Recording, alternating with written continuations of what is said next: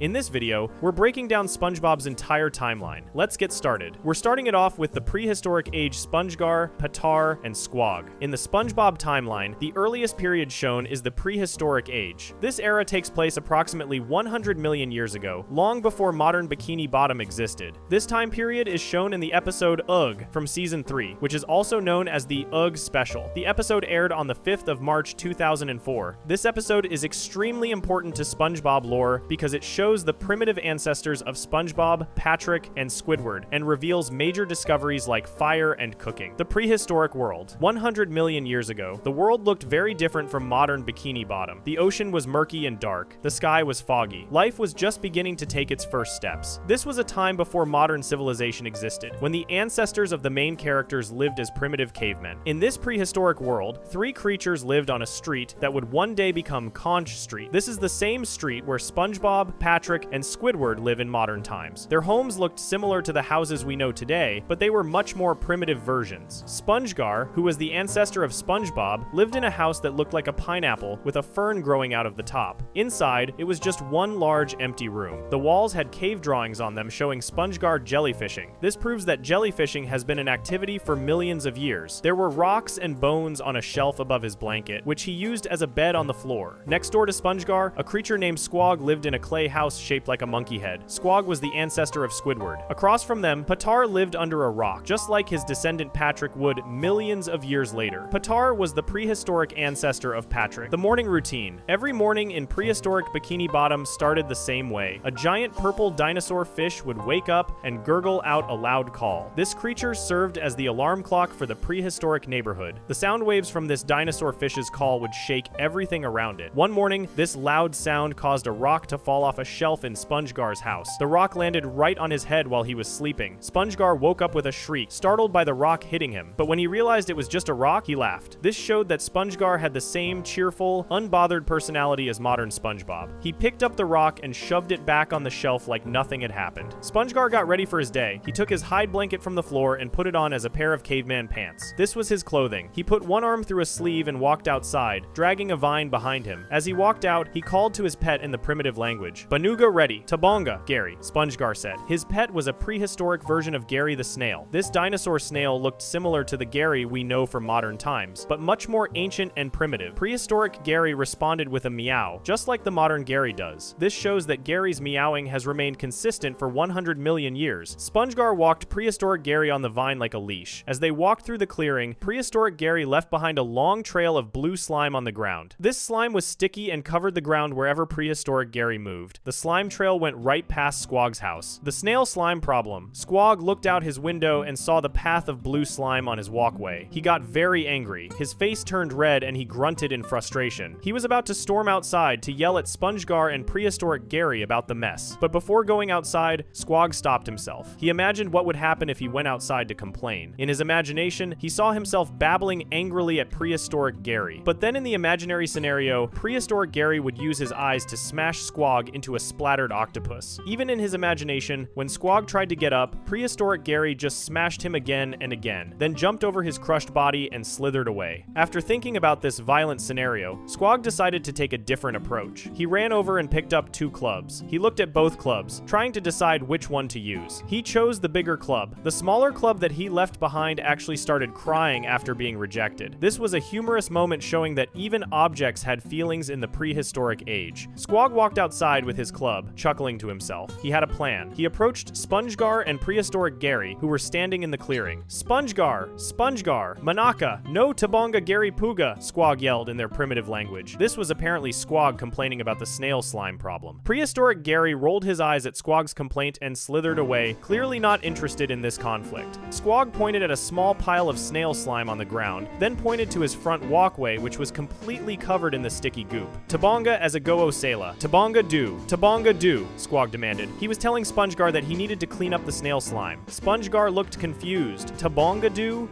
Tabonga do," he repeated, trying to understand what Squog meant. SpongeGar didn't understand what Tabonga do meant or what Squog wanted him to do. Squog got frustrated that SpongeGar didn't understand his complaint. He stamped his foot angrily and started to walk away. But as soon as he stepped forward, something went wrong. Squog slipped on the snail slime that was covering the ground. Squog went sliding across the ground like he was on a water slide, screaming screaming for help. He called out to SpongeGar as he slid uncontrollably, but SpongeGar was too busy thinking about what Tabonga-do meant. He stood there pondering and scratching his head while Squog slid past him, screaming in terror. Squog crashed hard into Patar's rock home. The rock opened up, and Patar appeared. He was sticking to the underside of the rock, just like modern Patrick does when he opens his rock. Patar, he announced, introducing himself to whoever had just crashed into his home. Meeting Patar. Patar walked over to Squog, who was now lying on the ground. Squog was covered from head to toe in snail slime. The slime covered every inch of Squog's body. Patar looked at him and made a disgusted sound. Yuck, Patar said. He leaned down and sniffed the slime covering Squog. Bleck, Patar exclaimed, reacting to the smell. Then, being curious like his descendant Patrick, Patar actually tasted some of the slime. Bleck, he said again, clearly not enjoying the taste. But Patar didn't give up on the snail slime. He pulled out a salt shaker from somewhere and added some salt to the slime. He tasted it again. This time, with the salt added, the slime tasted somewhat okay to Patar. Patar seemed satisfied with this improvement. He gave 2 thumbs up and smiled. Mwanga, Patar said happily, apparently thinking the salted slime was good. This showed that, like modern Patrick, Patar would eat almost anything. Squog had had enough of this humiliation. He was angry and shook all the slime off his body. Patar! Grrr! He growled at him, trying to show his anger. But Patar didn't understand that Squog was angry. Squog! Patar said happily, not recognizing the angry tone. He laughed and gave Squog a big hug. He squeezed Squog so tightly that the veins in Patar's arms popped out. This was not a gentle hug. Squog was being strangled by the hug. Squog, Patar said, squeezing even harder. Squog let out a small eek sound as he was strangled. Squog. Patar repeated, still crushing him in the extremely tight hug. Patar's superhuman strength, just like modern Patrick's, was hurting Squog. Then SpongeGar noticed Patar. Patar, he called out excitedly. Patar heard SpongeGar's voice and immediately let go of Squog. Squog passed out from being strangled and fell onto the ground. Patar and SpongeGar ran toward each other, both very excited to see their friend. SpongeGar, Patar shouted as they ran toward each other.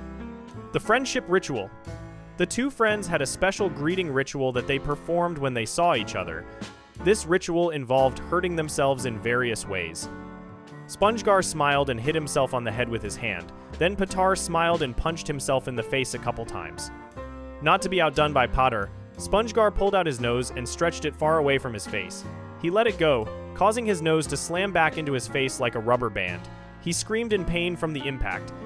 But then his nose came out of his face again and he smiled, apparently pleased with his performance.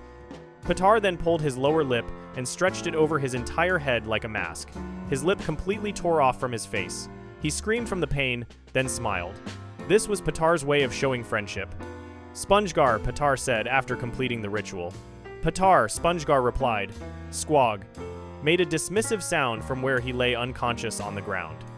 SpongeGar and Patar hugged each other happily, celebrating their friendship. Squog woke up and brushed himself off. SpongeGar and Patar no got Malanka Palinka. Heh, Palinka, he muttered in the primitive language. This seemed to be Squog insulting them and calling them stupid. He turned to walk home again, done with this entire situation. But once again, Squog stepped on the slime trail that was still covering the ground. He went sliding on the slime. This time he slid all the way into his clay monkey head house and crashed into the back wall.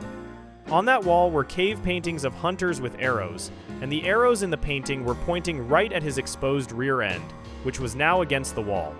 "Weema so," Squog said, his voice muffled from the impact. Squog could not catch a break this morning. The bubble discovery. Back in the sandfield, SpongeGar reached into his caveman pants and pulled out half of a coconut shell with juice inside. He howled in happiness about having this juice. Patar sniffed the juice curiously, trying to figure out what it was. SpongeGar then got a log and poured the liquid from the coconut shell into it. The log had a hole in it. He blew into a hollow branch that was sticking out of the top of the log. When he blew into it, a bubble appeared in a hole on the other side of the log. This was a primitive bubble-blowing device. Patar saw the bubble and immediately tried to take cover from it. He was scared of the bubble at first because he didn't know what it was, but then he watched the bubble pop and realized it was completely harmless. There was no need to protect himself from a bubble. Patar clapped and howled in delight, happy about this discovery. Bubbles were fun. not dangerous. Then something unexpected happened. Clouds appeared in the sky and it began to rain. The rain started falling on them. Petar clapped his hands together, and at that exact moment, the rain stopped. The clouds moved to a different spot in the sky. Petar smiled, thinking he had made this happen. He thought his clapping had stopped the rain. SpongeGar wanted to try making it rain too. He clapped his hands, but nothing happened. The rain didn't come. A few moments later, the clouds came back over them, and it started raining again. Both SpongeGar and Petar cheered, thinking they were controlling the weather with their clapping. Petar clapped again, and the rain stopped once more. The two got very excited about their apparent power.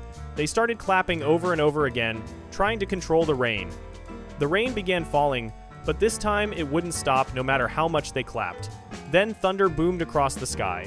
The two stopped their howling and looked up nervously at the dark clouds. Petar clapped again, but this time lightning flashed in response. Both SpongeGar and Petar panicked, scared of the lightning. Squog watches. From his house, Squog watched them from a second-story window. Petar and SpongeGar bawanagog. No puka squog. Squog te tyla fu, he said in the primitive language. He was commenting on their foolish behavior, apparently saying something like, Petar and SpongeGar are idiots. They don't bother Squog. Squog stays inside. He went back to painting on his wall, creating cave art. Another boom of thunder sounded outside. Then lightning struck the bubble-blowing log, hitting it directly with a powerful bolt. The lightning struck with tremendous force. Squog heard the loud sound and looked out his window to see what happened. He gasped when he saw what the lightning had done. The log was now on fire. Flames were dancing from the wood, burning brightly. SpongeGar and Petar had been knocked down by the lightning strike and were lying on the ground, slightly injured from the electrical shock. Petar, SpongeGar, Squog called out in concern for his neighbors. Both Petar and SpongeGar got up quickly and ran behind a rock to hide. They were startled and scared by what had just happened. They peeked out from behind the rock and stared at the fire burning on the log. They had never seen fire before. Fire didn't exist in their world until this moment. Discovering fire. SpongeGar, Squog, and Petar slowly approached the fire. All three of them were shaking with fear. They had no idea what this bright, hot thing was. It was completely unknown to them. Squog leaned forward carefully and sniffed it, trying to understand what it was through smell. Then Squog did something very bold. He stuck his hand directly into the flames to touch the fire. Immediately, Squog's hand burned. The fire was extremely hot and painful. He pulled his hand out and screamed in terrible pain. He sucked on his burnt hand, trying to make it feel better. Seeing what Squog did, SpongeGar and Petar decided they should try it too. They both put their hands in the fire to experience it themselves. Huh? Uh-huh. Ah, they said, while examining the fire and feeling the heat. Suddenly, both of them screamed.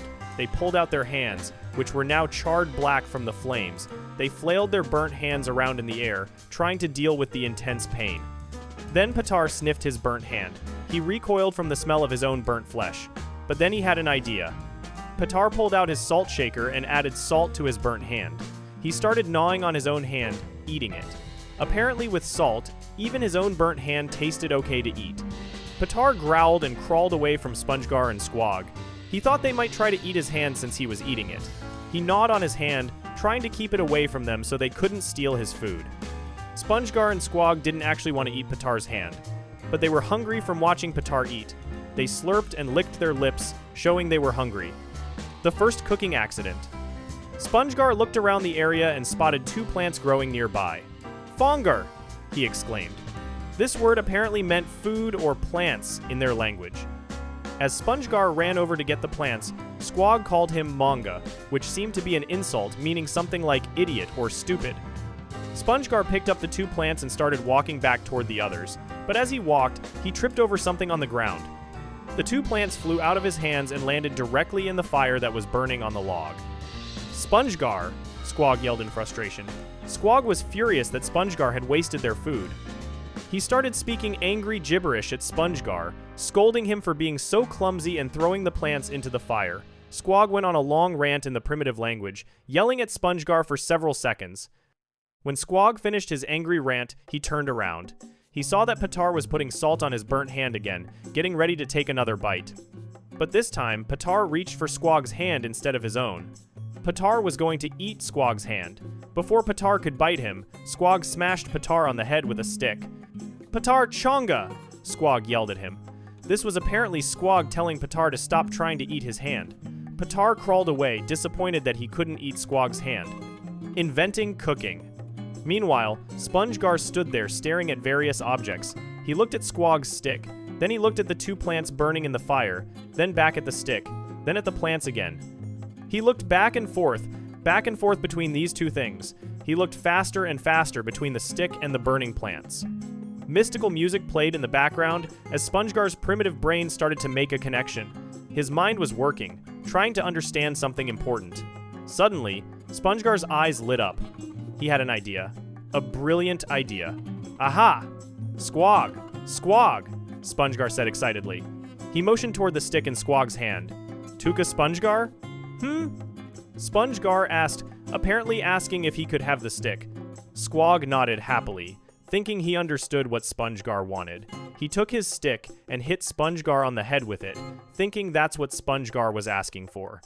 Nah, SpongeGar said, shaking his head. That's not what he meant at all. SpongeGar took the stick from Squog. He moved very slowly and carefully.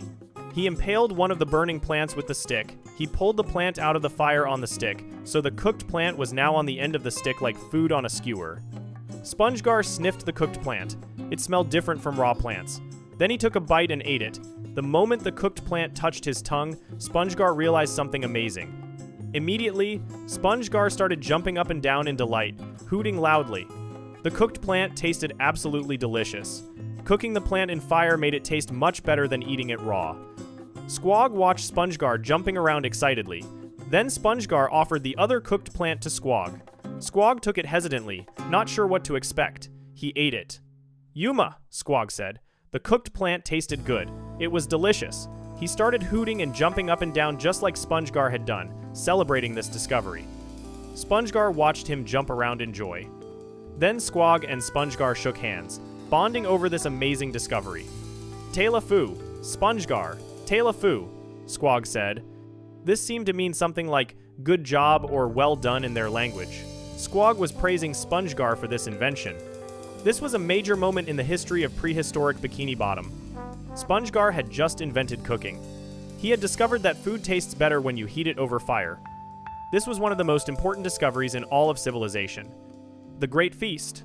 Later, all three of them had a cookout by the fire. They were celebrating this new discovery by cooking and eating many things. SpongeGar stuck a marshmallow-like plant onto a stick, held it over the fire to roast it, and then ate it. It was delicious. Squog did the same thing with a piece of coral, roasting it and eating it. Patar, not quite understanding the concept of cooking yet, toasted a stick and then ate the stick itself. The stick punctured through his lips when he bit down on it. He had cooked the wrong thing. Patter, was SpongeGar. SpongeGar said, trying to teach Patar the right way to cook food. He was showing Patar that you cook the food, not the stick. At that moment, a small creature scuttled by them.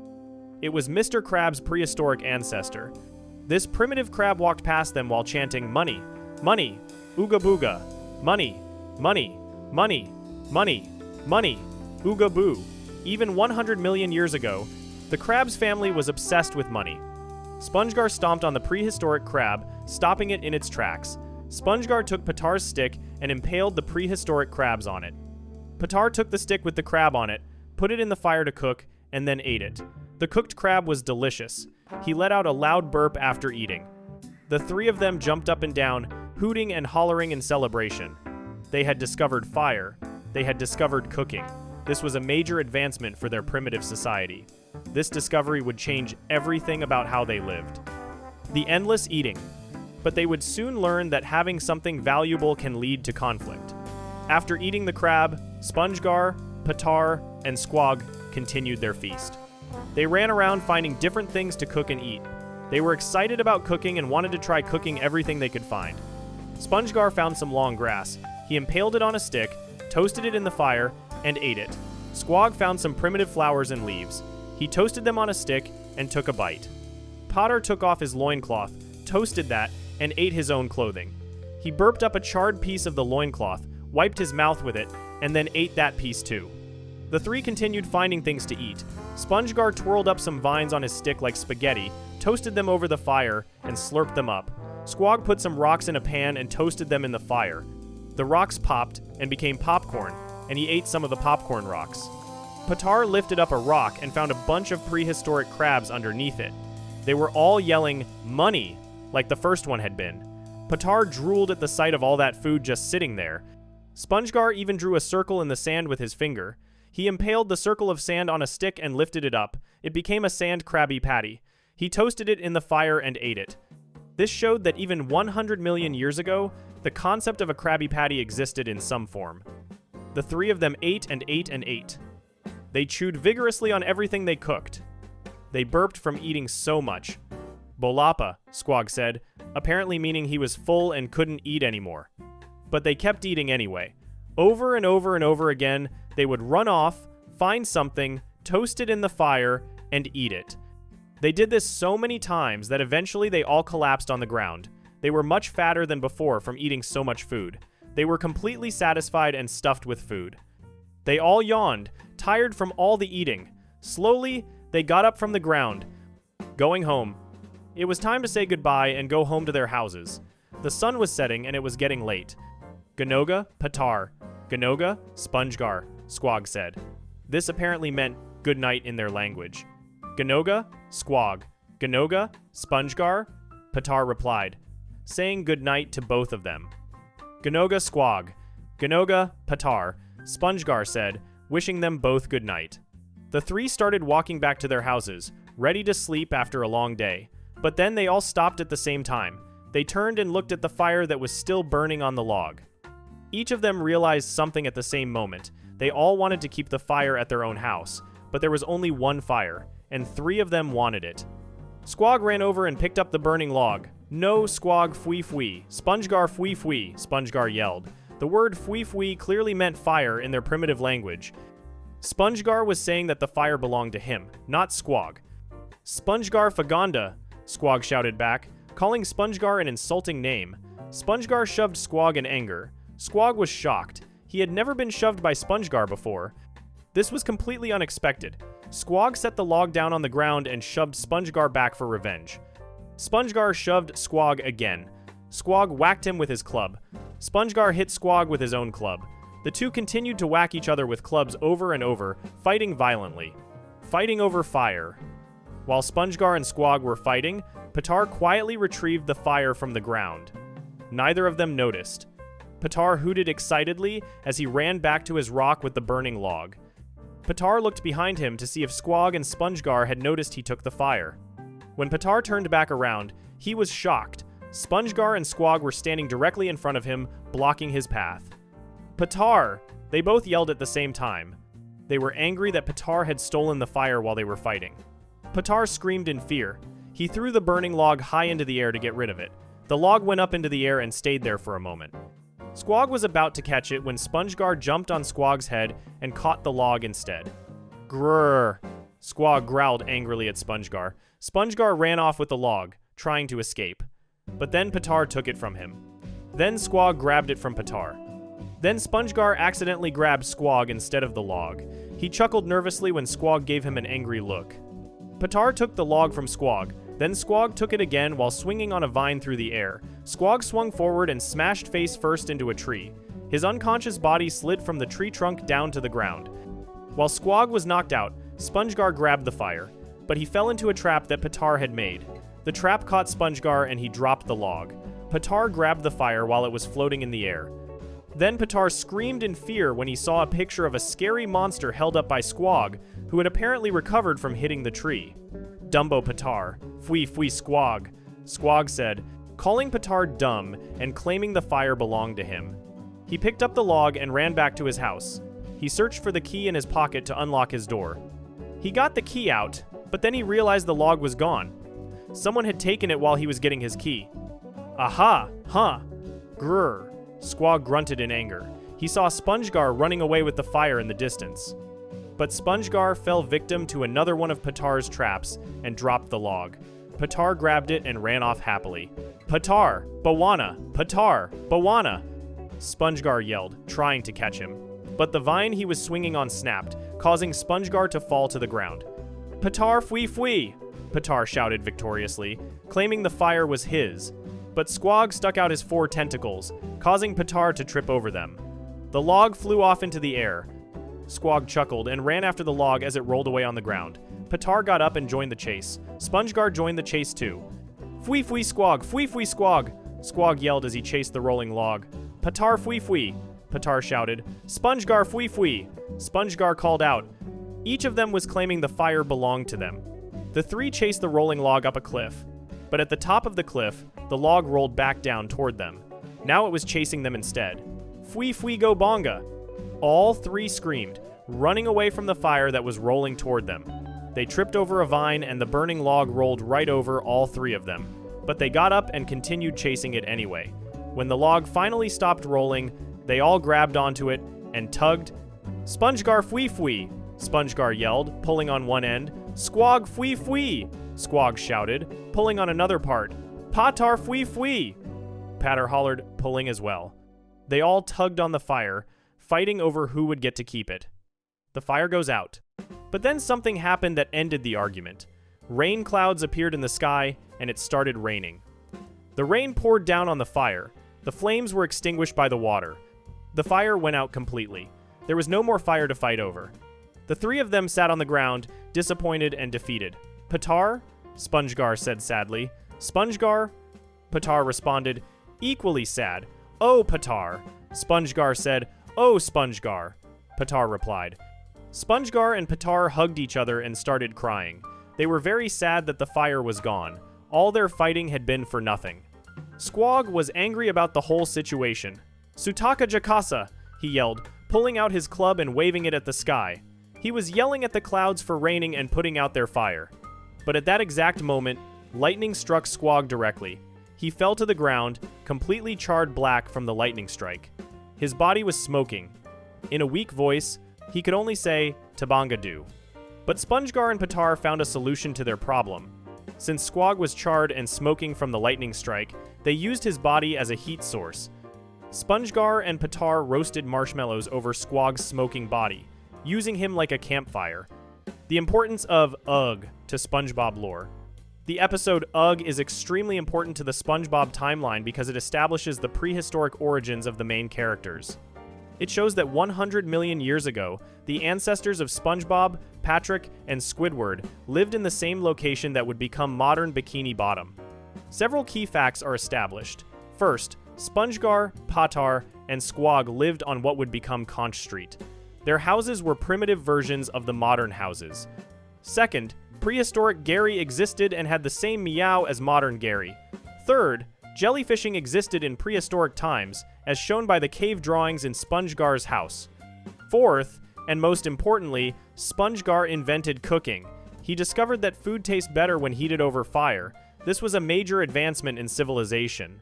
Fifth, the concept of a Krabby Patty existed even 100 million years ago, when SpongeGar made a sand circle into a patty.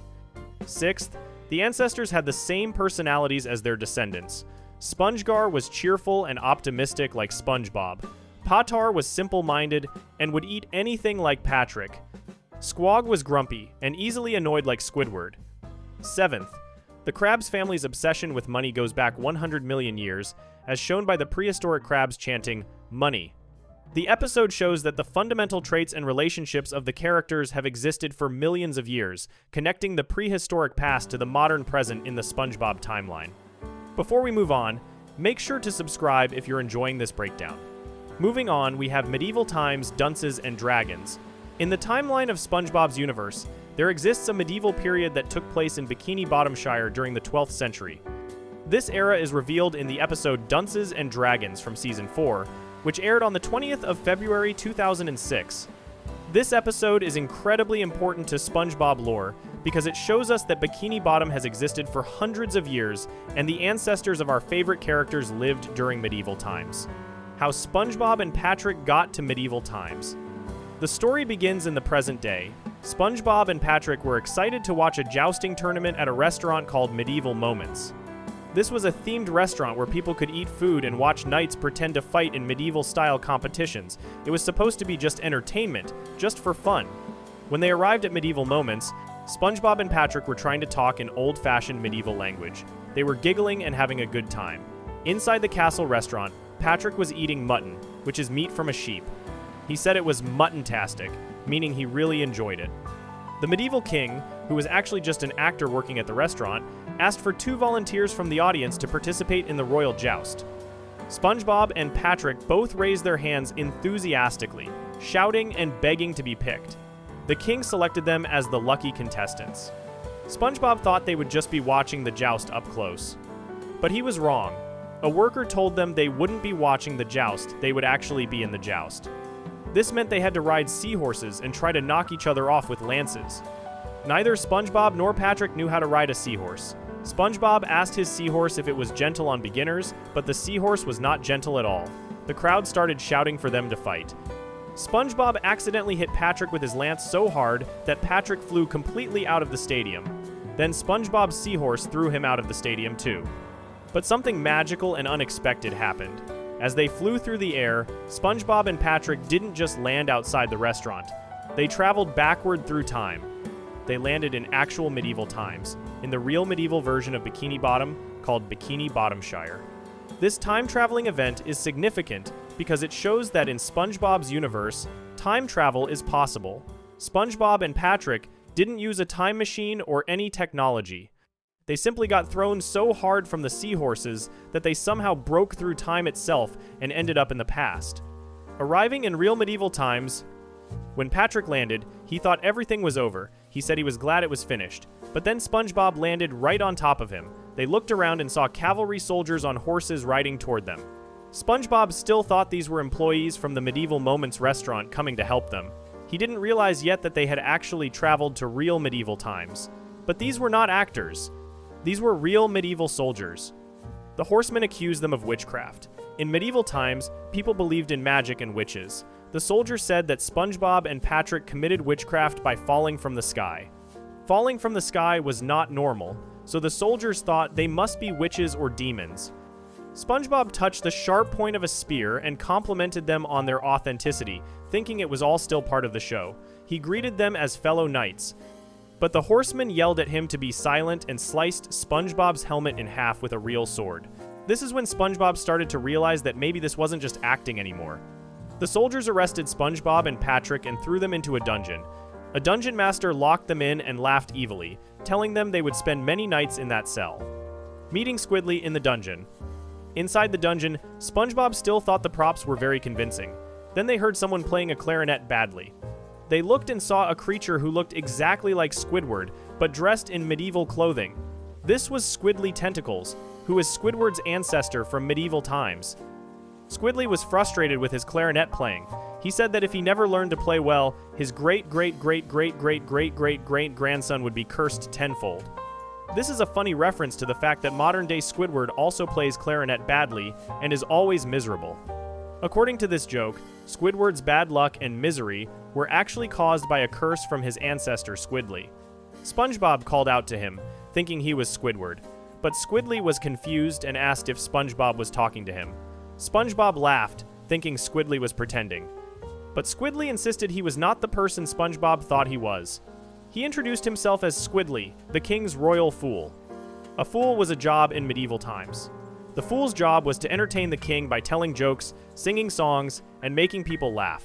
Squidly said he used to be the king's favorite fool, but then he messed up. He explained that he made merry mirth and laughter, but then he told one bad joke and the king had a stroke. Because of this, Squidly was thrown in the dungeon.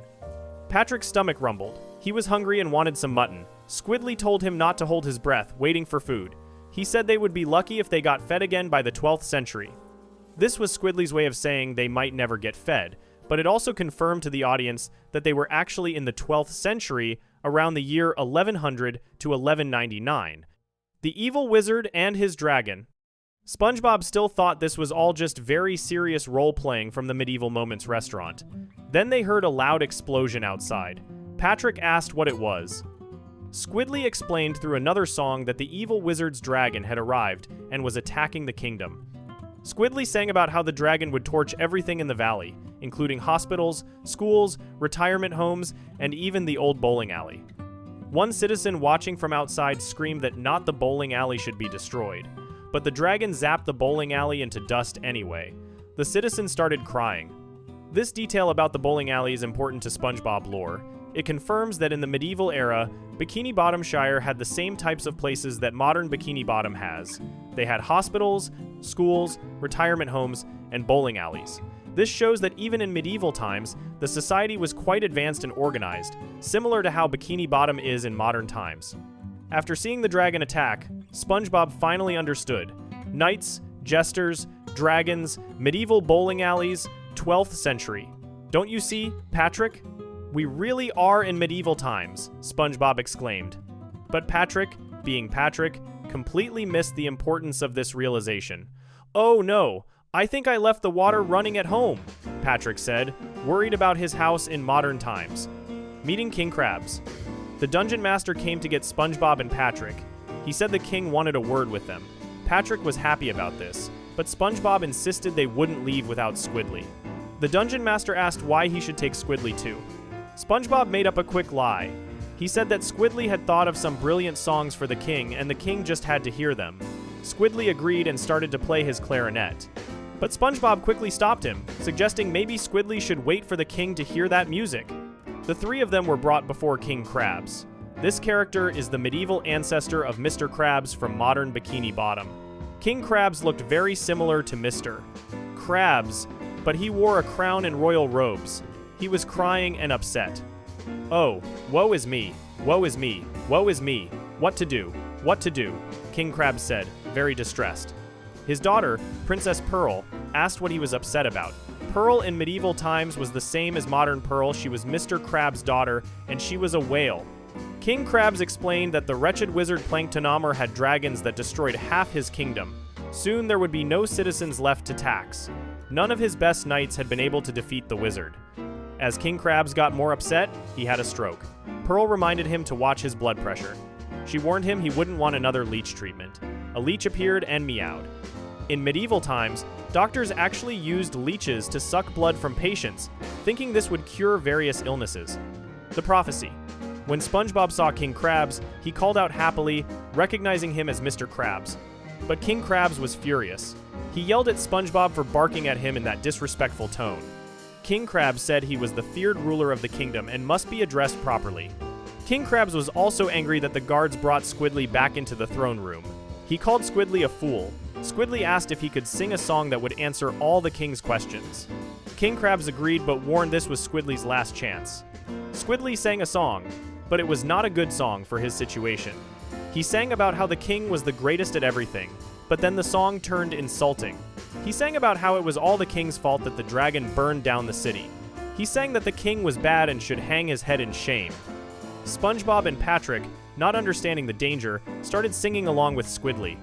King Krabs was furious. He ordered the guards to send these slanderers to the guillotine.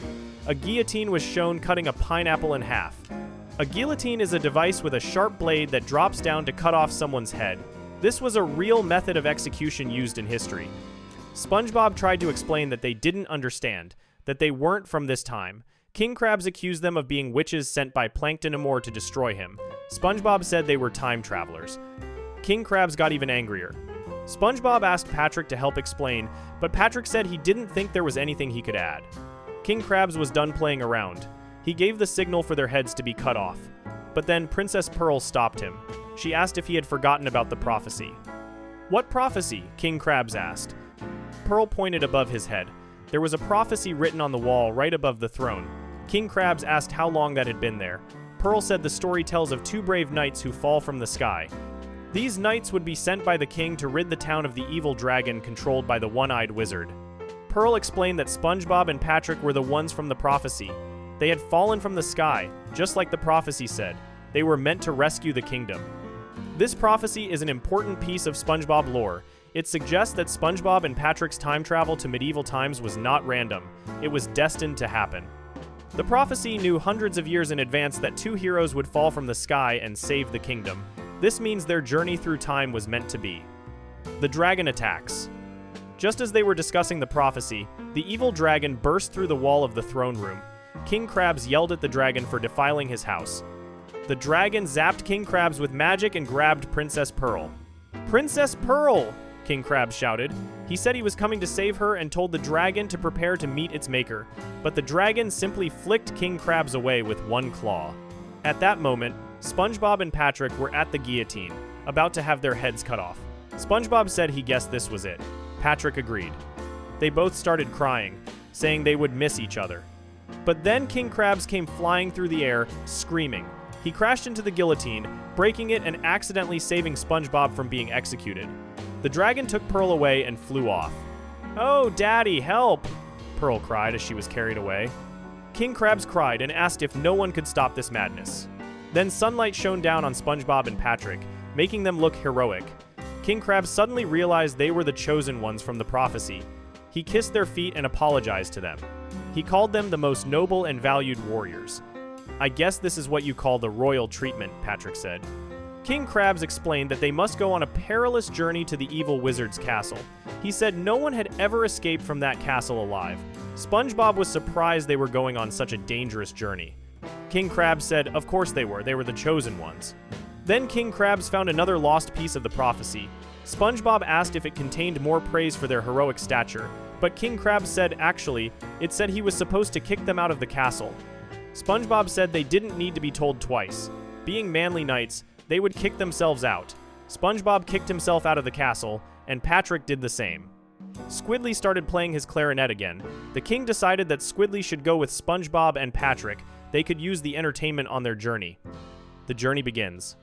SpongeBob, Patrick, and Squidly walked down the road together. SpongeBob said that even though they were the chosen ones from a prophecy, he didn't think they could stop a dragon with their bare hands. "Yeah, we need some gloves," Patrick said, completely missing the point. Squidly suggested they visit the blacksmith. A blacksmith is someone who makes metal objects like swords, armor, and horseshoes by heating and hammering metal.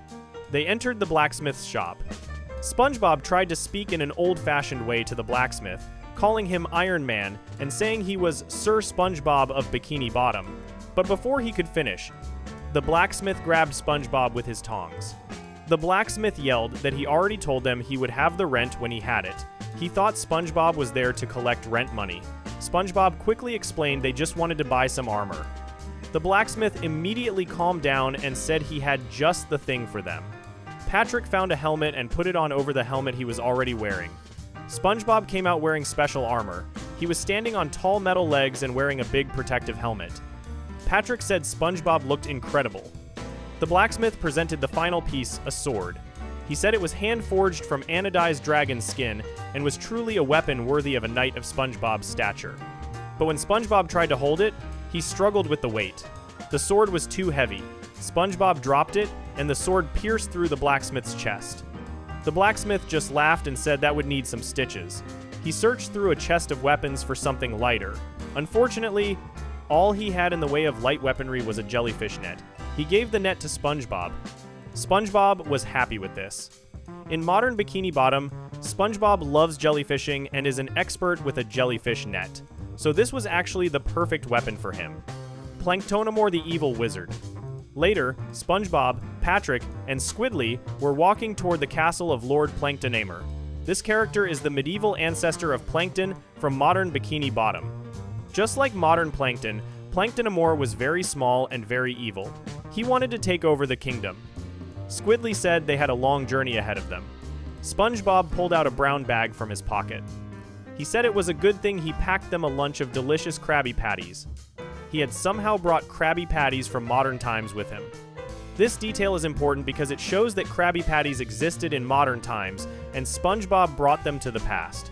Later in the episode, these Krabby Patties would play a crucial role in defeating the dragon. Planktonomore was looking at SpongeBob, Patrick, and Squidly through a crystal ball. He laughed evilly when he saw them. He said these were the legendary heroes from the prophecy, and he found it almost insulting that they looked so weak and silly. His crystal ball was named Karen. She spoke to Planktonomore and said he was being cocky and overly confident. This is a medieval version of Karen the computer from modern times. In modern Bikini Bottom, Karen is Plankton's computer wife, who often tells him his plans won't work. Here in medieval times, Karen was a talking crystal ball who gave Planktonomore advice. The Dark Knight. As the three heroes headed to the bridge leading to Planktonomore's castle, a dark knight blocked their path. The Dark Knight spoke in a dark male voice and demanded to know who was there. Squidly recognized the Dark Knight immediately. He sang a song begging the Dark Knight to spare them and let him go free. He even offered cheese to the Dark Knight. A cow mooed in the background. The Dark Knight asked again who they were, threatening to rip them limb from limb. SpongeBob introduced himself and Patrick. He explained they were sent to rescue Princess Pearl from Planktonomore. The Dark Knight said that if they wished to get across the bridge, they would have to get through her first. The Dark Knight removed her helmet and revealed herself to be Medieval Sandy. She spoke in a female voice now. SpongeBob gasped. He recognized her as the medieval version of Sandy Cheeks. He said he knew how to handle this with karate. SpongeBob and Medieval Sandy started fighting. SpongeBob accidentally swallowed Sandy and then spit her out into a rock. Medieval Sandy was impressed. She said by the hammer of Odin. This was a new fighting style she had never seen before. SpongeBob celebrated, saying he was bad. But Medieval Sandy took offense at this. She asked if he was trying to insult her. She said he would drink from the fountain of shame. She attacked SpongeBob, destroying his armor and throwing him into a rock. When SpongeBob got up, his legs and arms had switched places. He laughed at this. SpongeBob said Medieval Sandy had made a good move, but asked if she could handle his feet of fury. He attacked her with his feet, but she jumped out of the way. SpongeBob bounced off a rock and into Medieval Sandy, sending her into another rock. SpongeBob attacked again, but this time the Dark Knight pinned him against the rock. She asked if he would like a rubdown. As she rubbed SpongeBob, he turned into dust, causing her to cough. But then SpongeBob appeared normal again, and karate chopped the Dark Knight. Medieval Sandy admitted that SpongeBob had bested her. She told him to strike quick and true, but SpongeBob didn't understand what she meant and just laughed. Then Medieval Sandy turned into a real live-action squirrel with crosses for eyes, appearing to be dead. SpongeBob became worried. He said she didn't look good. Patrick threw water on Medieval Sandy to revive her. It started working. SpongeBob told Patrick to do it again. Patrick gathered spit in his mouth and spit it on her. Medieval Sandy woke up, confused about where she was. SpongeBob explained that they had spared her life. Medieval Sandy said she owed them a debt of gratitude. She would follow them on their quest to defeat Planktonomore and learn about karate. SpongeBob got excited about karate and accidentally karate chopped Squidly in half. Squidly said, "Oweth." Infiltrating the castle. Back at King Krabs' castle, an advisor rushed in with urgent news. A scroll had arrived from Planktonomore. King Krabs read it out loud. It demanded that he hand over his village and his throne, or his daughter would be dipped in a cauldron of lava. Princess Pearl screamed from the tower where she was being held prisoner. Squidly heard the scream and sang that it was the princess screaming from the tower. By the sound of her shrieks, this was her final hour. Medieval Sandy said time was of the essence. She asked if everyone remembered the plan. Patrick said no, then quickly changed his answer to yes. They arrived at Planktonomore's castle. Medieval Sandy announced herself as the Dark Knight and demanded entrance. A guard asked what her business was. Medieval Sandy explained that these village idiots were conspirators against Master Planktonomore. She needed to know which form of torture the Master wanted. She described two horrible torture methods, either having their limbs tied to horses and yanked apart, or plucking each of their eyelashes one by one. SpongeBob started screaming and crying in genuine fear at these descriptions. The guard believed Medieval Sandy's story and granted them entrance. As they walked in, one guard actually plucked one of SpongeBob's eyelashes, and SpongeBob screamed for him to wait so he could make a wish first. Once inside, Medieval Sandy complimented SpongeBob's acting. She said his performance as a frightened baby made it very believable. SpongeBob asked if she really thought they fooled the guards, still shaken from the experience. They heard Princess Pearl scream again. SpongeBob said he must fulfill the prophecy while the others untied Patrick and Squidly. Squidly corrected him, saying he was the royal fool, not the royal doofus. The final battle. SpongeBob ran up the many stairs to the top of the tower, followed by the rest of the group. He was panting and out of breath when he finally reached the top. Pearl was tied up there. Planktonomore was standing nearby, laughing about how soon the king's village would be his. "Unhand her, fiend," SpongeBob said, still panting and out of breath. "The prophecy is nigh," Pearl announced, recognizing SpongeBob as the hero from the prophecy. SpongeBob said they were there to rescue her. Then he asked if he could get a glass of water because he was so tired from climbing all those stairs. Planktonomore asked if he wanted sparkling or regular water, but then threw both glasses away before SpongeBob could answer. "Psyche, Eth," Planktonomore said, tricking him. SpongeBob said Planktonamore was truly the nastiest wizard in all of Bikini Bottomshire and told him to prepare to be vanquished. Planktonamore told him to bring it on. SpongeBob ran forward to attack, but he accidentally stepped on Planktonamore without even noticing. He looked around confused, wondering where the wizard went. He looked down and saw the squashed Planktonamore. SpongeBob laughed and said he didn't see him because he was so tiny. Planktonamore got up and used his magic on SpongeBob. But instead of hurting him, the magic just tickled SpongeBob. SpongeBob laughed, calling them tiny powers. While Planktonamore was using his magic, the rest of the group freed Pearl. But Pearl crashed through the top of the tower. She said she was okay. Then Planktonamer's dragon appeared. The dragon zapped SpongeBob. Planktonamer cheered, telling his dragon to attack them all. Squidly tried to calm the dragon with a song about how handsome and smart the dragon was. But the dragon zapped him. Medieval Sandy attacked the dragon with karate, but the dragon zapped her too. Patrick tried to help, but he also got zapped. Planktonamore laughed, saying it was a dead end for them, but then SpongeBob remembered his jellyfish net. He pulled it out and captured the dragon in the net, just like he would catch a jellyfish back in modern Bikini Bottom. The dragon screamed with anger. "Wow, the boys back home will never believe this," SpongeBob said proudly. "I'm right here and I don't believe it," Patrick replied. But then the dragon zapped its way out of the net. SpongeBob and Patrick screamed as the dragon came toward them. They were cornered. SpongeBob said he guessed this was it. Patrick asked if they could eat the Krabby Patties now. SpongeBob agreed. He took out a Krabby Patty, but the dragon saw the Krabby Patty, sniffed it, and took it from Patrick. "Hey!" Patrick yelled, angry that the dragon took his food. But then something amazing happened. The dragon ate the Krabby Patty and loved it. SpongeBob pointed this out to Patrick. The dragon was purring like a cat, showing that it loved the taste. This is a crucial moment in SpongeBob lore. King Krabs invented the Krabby Patty in medieval times, specifically in the year 1199, according to SpongeBob's timeline. But this episode shows that SpongeBob brought Krabby Patties from modern times to the past, and the dragon loved them. This creates an interesting question. Did King Krabs invent the Krabby Patty, or did SpongeBob actually introduce it to medieval times? Planktonamore was confused about what was happening. He ordered his dragon to destroy them, but SpongeBob offered to make more Krabby Patties for the dragon. The dragon, loving the taste, turned against Planktonamer and zapped him. "Curses, you win," Planktonamore said, defeated. The celebration and return home. The kingdom held a celebration for the heroes. Squidly led a parade, singing about how the bell should ring because everything ended well. The dragon was vanquished, the princess was returned, and only a few people got badly burned. King Krabs was at a grill, cooking Krabby Patties. He flipped a patty and the dragon caught it in the air and ate it happily. King Krabs wondered if he could sell these Krabby Patties. He laughed at the idea. This moment is significant because it shows the exact moment when King Krabs got the idea to sell Krabby Patties. SpongeBob brought them from the future, the dragon loved them, and King Krabs realized they could be sold. This is how the Krabby Patty business started in medieval times. Squidly started playing his clarinet to entertain everyone. But just like modern Squidward, his playing was terrible. One citizen said it was horrible noise. Another begged for it to stop. The first citizen threw a rock through Squidly's clarinet. This caused Squidly to fall down. The commotion scared the seahorses that SpongeBob and Patrick were near. The seahorses launched SpongeBob and Patrick into the air, screaming. They flew up, through time, and came back down to the present day, landing back at Medieval Moments restaurant. SpongeBob woke up. The medieval queen from the restaurant asked if he was okay. She said that was quite a fall he had. SpongeBob realized he must have agitated the seahorse at the joust. He turned to Patrick and said that was some dream. But Patrick corrected him.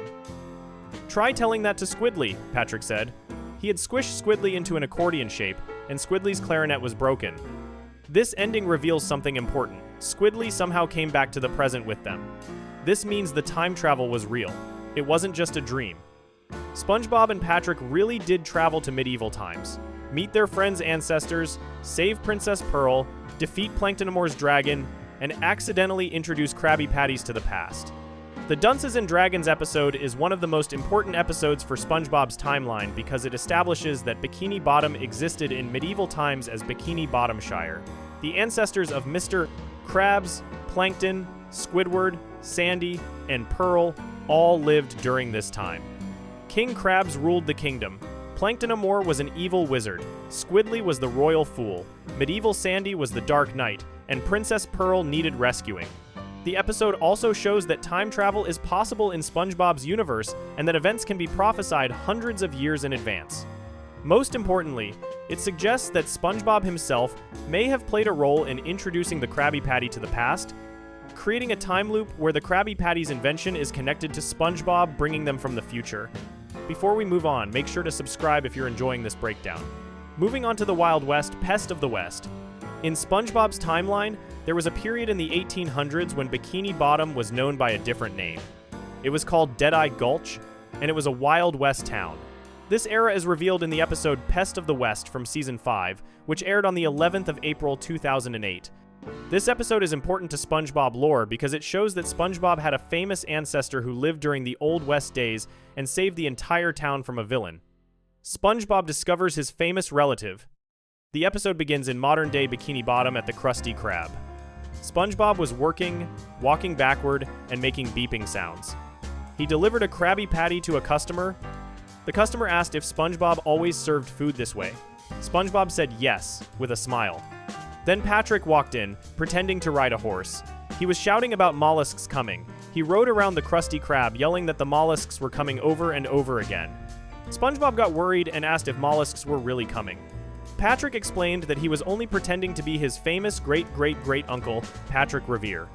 Patrick told a story about how his ancestor rode through the streets, warning Bikini Bottom about ravenous man-eating mollusks that were coming to attack. In a flashback, we saw Patrick Revere riding through town shouting his warning, but nobody listened to him. One fish asked what the deal was with the old nutcase. Then real mollusks came and attacked. The flashback ended. SpongeBob was amazed. He said he didn't know Patrick had a famous relative. Patrick explained that the best part about having a famous relative was that he didn't have to accomplish anything in his own life because his uncle already did it for him. Patrick said it really took the pressure off. Mr. Krabs overheard this conversation. He said that was nothing. His great-great-grandpappy Krabs invented something called the Spendthrift Billfold System. Mr. Krabs demonstrated how it worked. He pulled out what looked like a dollar bill in a wallet and offered SpongeBob a raise. When SpongeBob reached for it, a steel trap snapped shut on Mr. Krabs' finger. Mr. Krabs explained that's how the billfold system prevented people from spending money. SpongeBob asked if that hurt. Mr. Krabs said it hurt every time. After hearing about Patrick's famous uncle and Mr. Krabs' famous grandpappy, SpongeBob felt sad. He said he didn't have anyone famous in his family. Patrick told SpongeBob that it was lucky SpongeBob had Patrick as a famous friend, or SpongeBob's life would be a hollow shell. SpongeBob stood by a statue that was covered in jellyfish poop. He looked at it and said he bet it was someone's famous poop-covered ancestor. He sighed and said he never realized how sad and empty his life was until his friends pointed it out. Sandy appeared and noticed SpongeBob was upset. She said he looked sadder than a bullfrog full of soda pop. SpongeBob asked Sandy if she had any famous relatives. Sandy said she sure did. Her great-aunt Rosie Cheeks was the first squirrel to discover oil at Spindletop, Texas. She showed a flashback of the oil discovery. SpongeBob said it seemed like everybody in town had a famous relative except him. Sandy suggested they do some digging around SpongeBob's family tree to see if he had any famous ancestors. SpongeBob mentioned his uncle Sherm, who could stick an entire watermelon up his nose. He showed Sandy a picture, but Sandy said that wasn't the kind of famous she meant. Discovering SpongeBob at the library. Sandy and SpongeBob went to the Bikini Bottom library. Sandy pulled out a book called Family Histories of Bikini Bottom. She looked through it, reading names like Squarehead, Squareshirt, and finally Squarepants. Then she found something exciting. She pointed to a picture of a statue. SpongeBob gasped when he saw it. Sandy said it was a statue of SpongeBob SquarePants. SpongeBob had never even heard of him before. He was shocked that SpongeBob had his own statue. Sandy read from the book. It said SpongeBob saved the entire town of Deadeye Gulch. That was what Bikini Bottom was called back in the Old West days. The book explained that Deadeye Gulch was a town that lived under the tyranny of a nasty crook until a mysterious stranger came to town. At this point, the episode showed a flashback to the Old West. This was the story of SpongeBob SquarePants. SpongeBob arrives in Deadeye Gulch. A train came into the scene, pulling into Deadeye Gulch. SpongeBob got off the train. He looked around and said, "Wow, the big city. Well, time to make my fortune."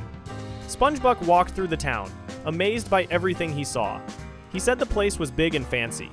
He saw a building that said, Dead Eye Funeral Parlor and Ice Cream Parlor. This was a building that sold both coffins and ice cream in the same place. SpongeBob walked up to the front and asked for 1 scoop of vanilla ice cream. A fish working there asked if SpongeBob was new to town. SpongeBob said yes, he just got off the train. The fish said, "You don't say," then licked his ice cream cone. While SpongeBob wasn't looking, the fish measured SpongeBob's body and built a coffin for him right then and there.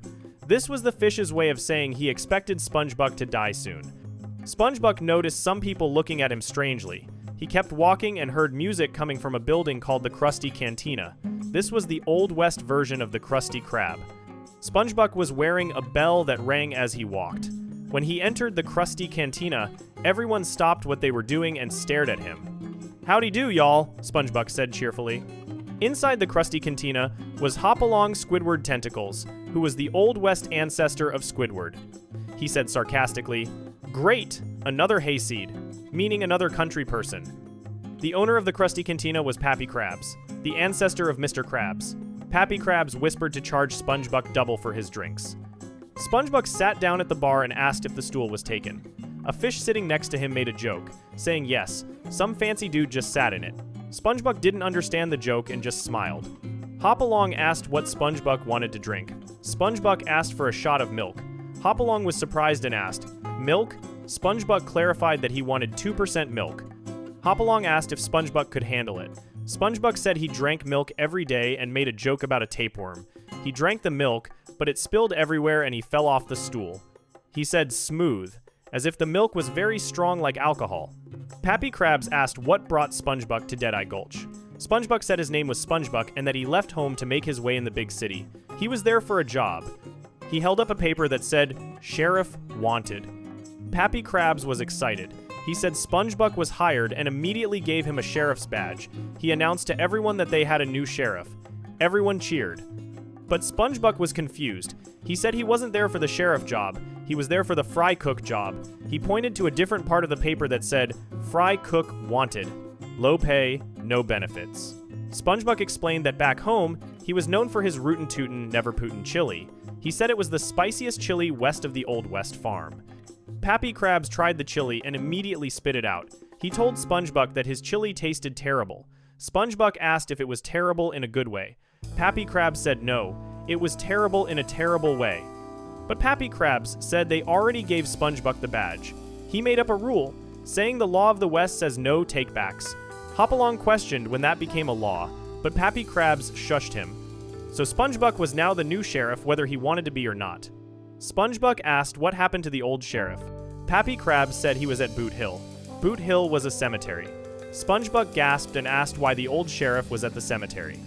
Pappy Krabs said it was because the other cemetery, Old Dead Tree Hill, was totally full. He showed pictures of both cemeteries. Meeting Deadeye Plankton. Suddenly, a character named Pecos Patrick burst into the Krusty Cantina. He was the Old West version of Patrick. He shouted that Deadeye was coming. Everyone in the saloon reacted with fear, repeating the name Deadeye in terror. SpongeBob asked who Deadeye was. Pecos Patrick said he would explain through a song. He asked for music, and Hopalong sat at a piano to play. Pecos Patrick put a coin in the piano like it was a jukebox, and music started playing. The song explained the story of Deadeye Plankton. It told how Bikini Gulch was once a pretty place with sweet water and blue sky, but then a beast came riding from the east named Old Deadeye. The song described how Deadeye robbed the town and pulled down Patrick's pants. It said Deadeye made all the pretty girls cry. Pappy Krabs sang about how Deadeye wanted his saloon and that the payment was due tomorrow at noon. If they didn't get help soon, they would lose everything they owned to Deadeye. The song emphasized that everyone was too scared to stop Deadeye. After the song finished, Deadeye Plankton himself appeared. He was a very small villain, the Old West ancestor of Plankton. He said, "That's me, Deadeye Plankton." Pecos Patrick asked, "Who?" as if he didn't know who Deadeye was, even though they just sang a whole song about him. Hopalong pointed this out, saying they just sang an entire song about Deadeye. Deadeye asked what everyone was looking at. Everyone immediately hid. Deadeye demonstrated his power by knocking down a chair with a person in it and pulling off Pecos Patrick's clothes with his whip. Patrick said, "Aw, again?" suggesting this happened to him regularly. Deadeye used his whip to fling checker pieces into the air. He then used his whip to hit milk glasses, showing off his skill. Hopalong and Pappy Krabs ducked to avoid being hit. Deadeye told them to get up. He said he was there for his money. He dipped a coin in milk and bit on it to test if it was real gold. Pappy Krabs complained, asking how he was supposed to keep the deed to his saloon if Deadeye kept taking all the mortgage payments. He said he was going broke. Deadeye bent the coin with his bare hands and said, "That's the idea." He laughed and said he thought they were all clear on that. This meant Deadeye's whole plan was to make Pappy Krabs go broke so Deadeye could take over the saloon. Pappy Krabs handed Deadeye a bag of money. Deadeye said he would be back at high noon tomorrow for the deed to the saloon. SpongeBob, being brave but naive, spoke up. "Hey, that's not your money," he said to Deadeye. Deadeye asked who said that. Pappy Krabs pointed at SpongeBob, and everyone ran away to hide. Deadeye insulted the town, calling it Yokelberg instead of Deadeye Gulch. He laughed at his own joke. Then he asked who SpongeBob was. SpongeBob introduced himself as the new sheriff and offered Deadeye some chili. Deadeye knocked down SpongeBob's chili bowl. He said that around these parts, they called sheriffs coffin jockeys. This meant sheriffs usually ended up dead in coffins. SpongeBob was shocked. He ran over to Pappy Krabs and complained that nobody told him about the danger. Deadeye pulled out a pocket watch and said, "That must be a new record for scaring off a sheriff so quickly." SpongeBob was already trying to leave. He was pretending to ride a horse, but he was actually sitting on a coffin. The coffin even neighed like a horse when SpongeBob said, "Whoa, girl." Deadeye asked Pappy Krabs where he kept finding these sheriffs. Pappy Krabs just shrugged. Deadeye said he would make it simple for SpongeBob. He explained that he was a villain. SpongeBob said he understood. Deadeye said the town wasn't big enough for both of them. SpongeBob said he understood that too. Deadeye said SpongeBob had to leave, or they would have to settle things Western style at high noon. SpongeBob said that sounded great. Deadeye realized SpongeBob had no idea what he was talking about. SpongeBob admitted he didn't understand. Deadeye sighed, then cracked his whip at SpongeBob, making him run away. Deadeye yelled, "And stay out." He noted that he scared SpongeBob away in only 3 seconds off his record time. Everyone looked at Deadeye in fear. He asked what they were looking at and cracked his whip again, making everyone scream and run away. One young fish asked his father what would happen to the town now. The other fish said he wasn't the first fish's father, and they both screamed and ran away. Deadeye said he loved this town and laughed evilly.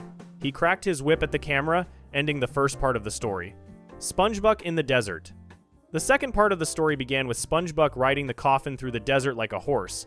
He was lost and in bad shape. He said they were out of food, water, and lip balm. His hand had disappeared, and when his lip balm turned to dust, his lips cracked and broke off completely. SpongeBob apologized to the coffin, which he called old paint like it was his horse. He said he had to put the coffin out of its misery. He was about to saw the coffin in half when Buffalo Skulls started talking to him. The heat was making SpongeBob hallucinate. The Buffalo Skulls were having a conversation with him, and SpongeBob was talking back to them. He was laughing with the skulls. Then Pecos Patrick appeared, also laughing. Pecos Patrick told SpongeBob that those Buffalo Skulls were funny, but lazy. Then he got serious. He told SpongeBob that he had to get back and save the town as sheriff. SpongeBob said he wasn't a sheriff, or a fry cook, or even a coffin jockey. He said he was no match for Deadeye Plankton and that he was nothing. Pecos Patrick slapped him across the face. Pecos Patrick gave SpongeBob a speech. He said that out west, a man gets right back up on his coffin and faces his problems with the help of his idiot sidekick friend. He pointed to himself and said, "That's me." He showed a badly drawn picture of himself looking stupid. SpongeBob said he didn't know if he could do it. Pecos Patrick slapped him again. SpongeBob said okay, he would do it, just stop hurting him. SpongeBob agreed that Pecos Patrick was right. It was time he stepped up and looked Deadeye in the eye. He said he would go back to Deadeye Gulch, defeat Plankton, and save the town at high noon. Pecos Patrick told SpongeBob to hop on. SpongeBob thanked his idiot friend, but said he didn't know how they would get back to Deadeye Gulch by noon. Pecos Patrick said he knew a shortcut. He started riding the coffin and rode right over a cliff. Both of them landed on a cactus, which launched them flying through the air toward Deadeye Gulch. Deadeye's victory. Back in Deadeye Gulch, things had gotten worse. Pauline Puff, who was the Old West version of Mrs. Puff, was riding in a carriage with Pappy Krabs. She asked why they were going so fast. Pappy Krabs said that without a sheriff, Deadeye wouldn't stop until he had the clothes off their backs. Deadeye appeared in the road and said that was a great idea. The next scene showed Pappy Krabs, Pauline Puff, and Hopalong wearing only their underclothes. Deadeye had taken all their clothes. Deadeye was checking items off a list. He said he had taken their personal possessions and the clothes off their backs, so that should do it. He said he was going to drop off all his new stuff at the bank. He would be back at high noon to rub his victory in their faces with a little dance. He did a silly dance saying, uh-huh, wah-wah. Hopalong admitted that Deadeye had dance skills. Deadeye said that was right. When he took the deed to Pappy Krabs' saloon, he would own every building in town. Everyone would have to work for him for the rest of their miserable lives. Deadeye laughed evilly, but then started coughing. He said he swallowed a bug and that it totally ruined his evil laugh. The townspeople felt defeated. Pappy Krabs said he guessed that was it. Pauline Puff said they had lost. Hopalong said he didn't know how it could get any worse. At that moment, SpongeBob and Pecos Patrick came falling from the sky. SpongeBob said he was back in the nick of time. Pecos Patrick said they were heroes, but Hopalong called them morons. Pauline Puff said it was too late because Plankton had taken everything. SpongeBob pointed out that it was only 11:55. He said the final showdown always took place at high noon. Pauline Puff said the early bird gets the worm. Hopalong added that the early bird also got all their stuff. Pappy Krabs cried about his money. SpongeBob's speech.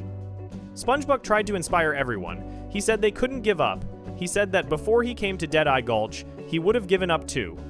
But in the short 20 minutes he had known them, he had come to love Deadeye Gulch. Pappy Krabs, standing in his underwear, asked if SpongeBob could get to the point because they were freezing. SpongeBob said that if they all teamed up together, they could stand up to Deadeye Plankton and run him right out of town for good. He asked what they thought. Pappy Krabs said they all knew the answer. Everyone said together, "Forget it, SpongeBob."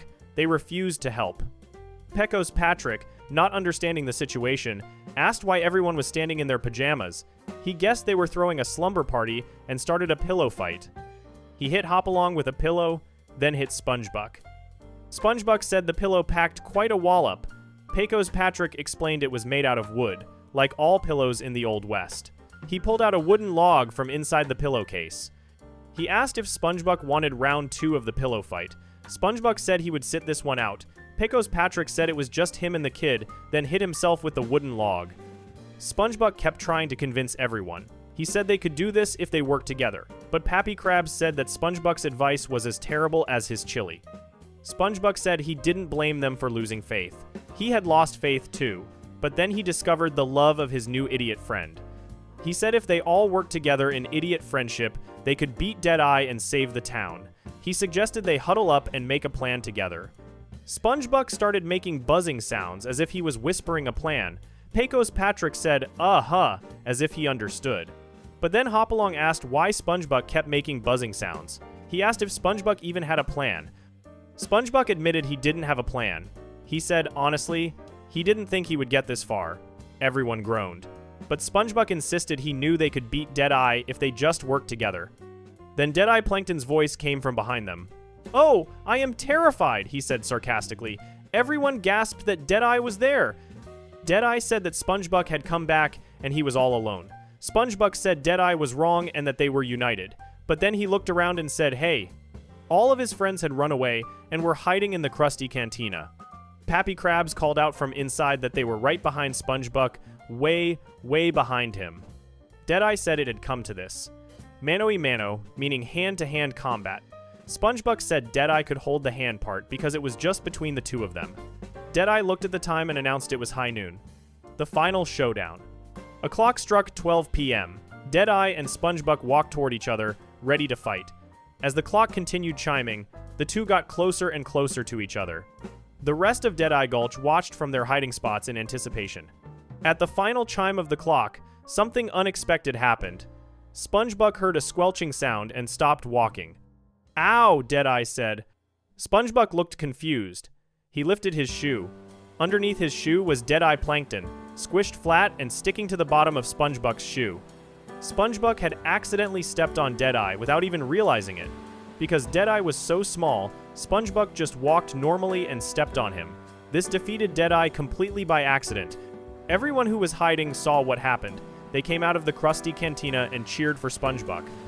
Deadeye said he hated all of them. Pappy Krabs asked if he could try stepping on Deadeye too. Deadeye said they couldn't do this, but Pappy Krabs joyfully stepped on Deadeye over and over again. Pecos Patrick led everyone in 3 cheers for SpongeBob. All the citizens of Deadeye Gulch yelled "Yeehaw" 3 times. The celebration. The scene cut to later at the Krusty Cantina. Pappy Krabs was running a business where people paid $1 to stomp on Deadeye Plankton. There was a line of people waiting to step on him. Pauline Puff was stomping on Deadeye repeatedly. The bottom of her shoe was covered in green stains from squishing him so many times. Deadeye kept saying, "Ah, ouch, ooh," in pain. Pauline Puff called him a no-good little varmint. Deadeye said he had a lot of money, trying to bribe her, but she just twisted her foot and smeared him into the floor. Pecos Patrick congratulated SpongeBob. He said SpongeBob had beaten Deadeye Plankton and saved the town. Both of them drank glasses of milk. SpongeBob said Pecos Patrick forgot the most important part. Patrick asked what that was. SpongeBob said he discovered the power of idiot friendship. He showed another badly drawn picture of them both. Pecos Patrick said he wanted to show SpongeBob something. Pappy Krabs thanked Sheriff SpongeBob for saving their town and for stepping on the little varmint. Deadeye said history would vindicate him, but then he shrieked in pain because Pecos Patrick stepped on him. Pappy Krabs explained that they melted down Plankton's gold and made a statue in SpongeBob's honor. He pulled off a sheet, revealing a golden statue of SpongeBob sitting on a coffin. All the citizens said, "Ooh," in amazement. Hopalong said he liked his own design better and showed a piece of paper with a drawing of himself instead of SpongeBob. Pappy Krabs apologized for tricking SpongeBob into being sheriff. To make it up to him, he had a new badge. He asked if SpongeBob would take it. The badge said, "Fry Cook." SpongeBob was excited because he had wanted to be a fry cook all along. Everyone started clapping. SpongeBob thanked the good people of Bikini Gulch. He said the statue was truly amazing, though maybe a little too heavy in the hindquarters. He said if he ever had a great-great-great-great-great-great-great-grandson, he would want him to look at the statue and be proud. Everyone said, "Ah." A fish said, "Say seaweed," and took a picture, ending the story. Back to modern day. The story ended, and we returned to modern-day Bikini Bottom. SpongeBob was amazed. He said his great-great-great-great-great-great-great-grandpa SpongeBob saved the town of Bikini Gulch and everyone in it. He wondered what happened to the statue. Sandy and SpongeBob walked out of the library. SpongeBob said the statue was much better than the one they had now. They walked by the poop-covered statue that SpongeBob had been looking at earlier. Sandy agreed, saying it was covered in jellyfish poop. Then SpongeBob said, "Wait a minute." He went over and started picking at the jellyfish poop. Sandy was grossed out and told him not to touch it. She asked what he was doing. SpongeBob wiped the poop off the statue. Underneath all the jellyfish poop was gold. It was revealed to be the actual SpongeBob statue from the Old West. SpongeBob said SpongeBob had been there all along. He apologized to his great-great-great-great-great-great-great-grandpa, saying he didn't recognize him all covered in poop. Sandy was amazed. SpongeBob said he had a lot to live up to. He said maybe one day people would know the name SpongeBob SquarePants. Sandy told him to keep dreaming. The jellyfish floated back toward the statue, and the episode ended. The importance of Pest of the West to SpongeBob lore. This episode is significant to SpongeBob's timeline because it establishes several important facts. First, it confirms that Bikini Bottom existed in the Old West era during the 1800s. At that time, it was called Deadeye Gulch. The date given in various SpongeBob timelines places these events around 1895, when SpongeBob defeated Deadeye Plankton and became sheriff. Second, it shows that SpongeBob's family has a history of heroism. SpongeBob SquarePants saved the entire town from a villain, just like modern SpongeBob often saves Bikini Bottom from various threats. Third, the episode shows that the ancestors of modern characters all lived in the same town during the Old West era. Pappy Krabs owned the Krusty Cantina, which was the predecessor to the Krusty Krab. Hopalong Squidward worked as the bartender. Pecos Patrick was SpongeBob's best friend, just like modern Patrick is SpongeBob's best friend. Pauline Puff lived in the town. And Deadeye Plankton was the villain trying to take over, just like modern Plankton tries to steal the Krabby Patty formula. Fourth, the episode establishes that the golden statue of SpongeBob still exists in modern Bikini Bottom. For years, it was covered in jellyfish poop, so nobody recognized it. But SpongeBob discovered the truth. His ancestor's statue had been there all along, hiding in plain sight. The episode also shows important character traits that run in SpongeBob's family. SpongeBob was optimistic, friendly, and brave, even when he was scared. He believed in the power of friendship. He accidentally defeated the villain not through skill or strength, but simply by being himself. These are all traits that modern SpongeBob shares with his ancestor. The Wild West era of Deadeye Gulch is an important part of Bikini Bottom's history, showing how the town survived and thrived even in the dangerous days of the Old West. Before we move on, make sure to subscribe if you're enjoying this breakdown. Moving on to Mr. Krabs and Plankton origins, friend or foe? In the SpongeBob timeline, one of the most important relationships is the rivalry between Mr. Krabs and Plankton. These two characters are enemies in modern-day Bikini Bottom. Mr. Krabs owns the successful Krusty Krab restaurant, and Plankton owns the failing Chum Bucket across the street. Plankton spends his life trying to steal the Krabby Patty secret formula from Mr. Krabs. But this rivalry wasn't always the case. The episode Friend or Foe from Season 5, which aired on the 13th of April 2007, reveals the origin of their conflict. This episode is extremely important to SpongeBob lore because it shows that Mr. Krabs and Plankton were once best friends. The present-day conflict. The episode begins in modern-day Bikini Bottom at the Krusty Krab. Mr. Krabs sensed that something wasn't right. Then a two-tiered pink birthday cake rolled in on a cart. The icing on the cake read, "Happy Birthday, Krabs." Mr. Krabs asked if it was for him. Squidward pointed out that this seems suspicious, but Mr. Krabs said that suspicion doesn't hold a candle to birthday wishing. He was about to blow out the candle on the cake when Plankton suddenly popped out from underneath it. "Surprise!" Plankton shouted. SpongeBob and Squidward screamed.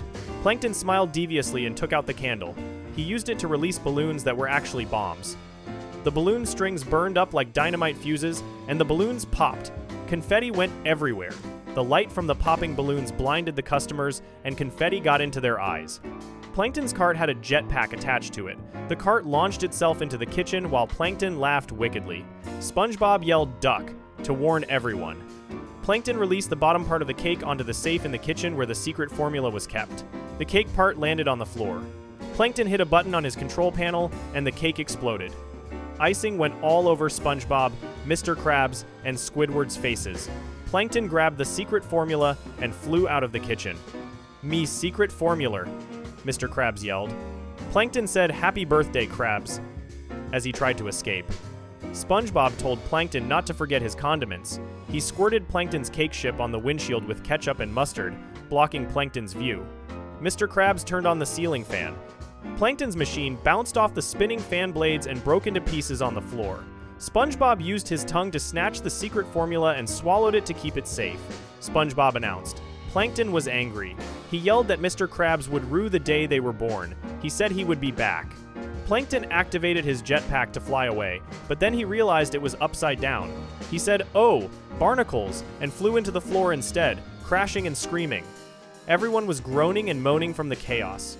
SpongeBob started crying and asked Mr. Krabs why Plankton hated them so much. Mr. Krabs said SpongeBob might as well blame him. He sat down on a barrel seat and revealed something shocking.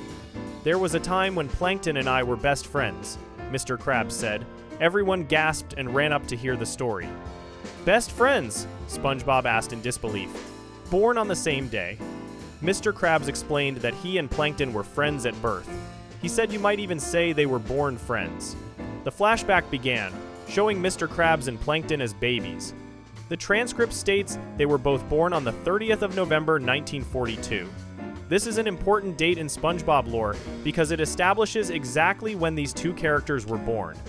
In the flashback, Baby Plankton said "goo." Baby Krabs laughed and then put Plankton on the mobile hanging above his crib. Everyone watching in the present day said, "Aw," at how cute this was. The flashback continued to show Krabs and Plankton's third birthday. There was a birthday cake that read "Big Boys" on it.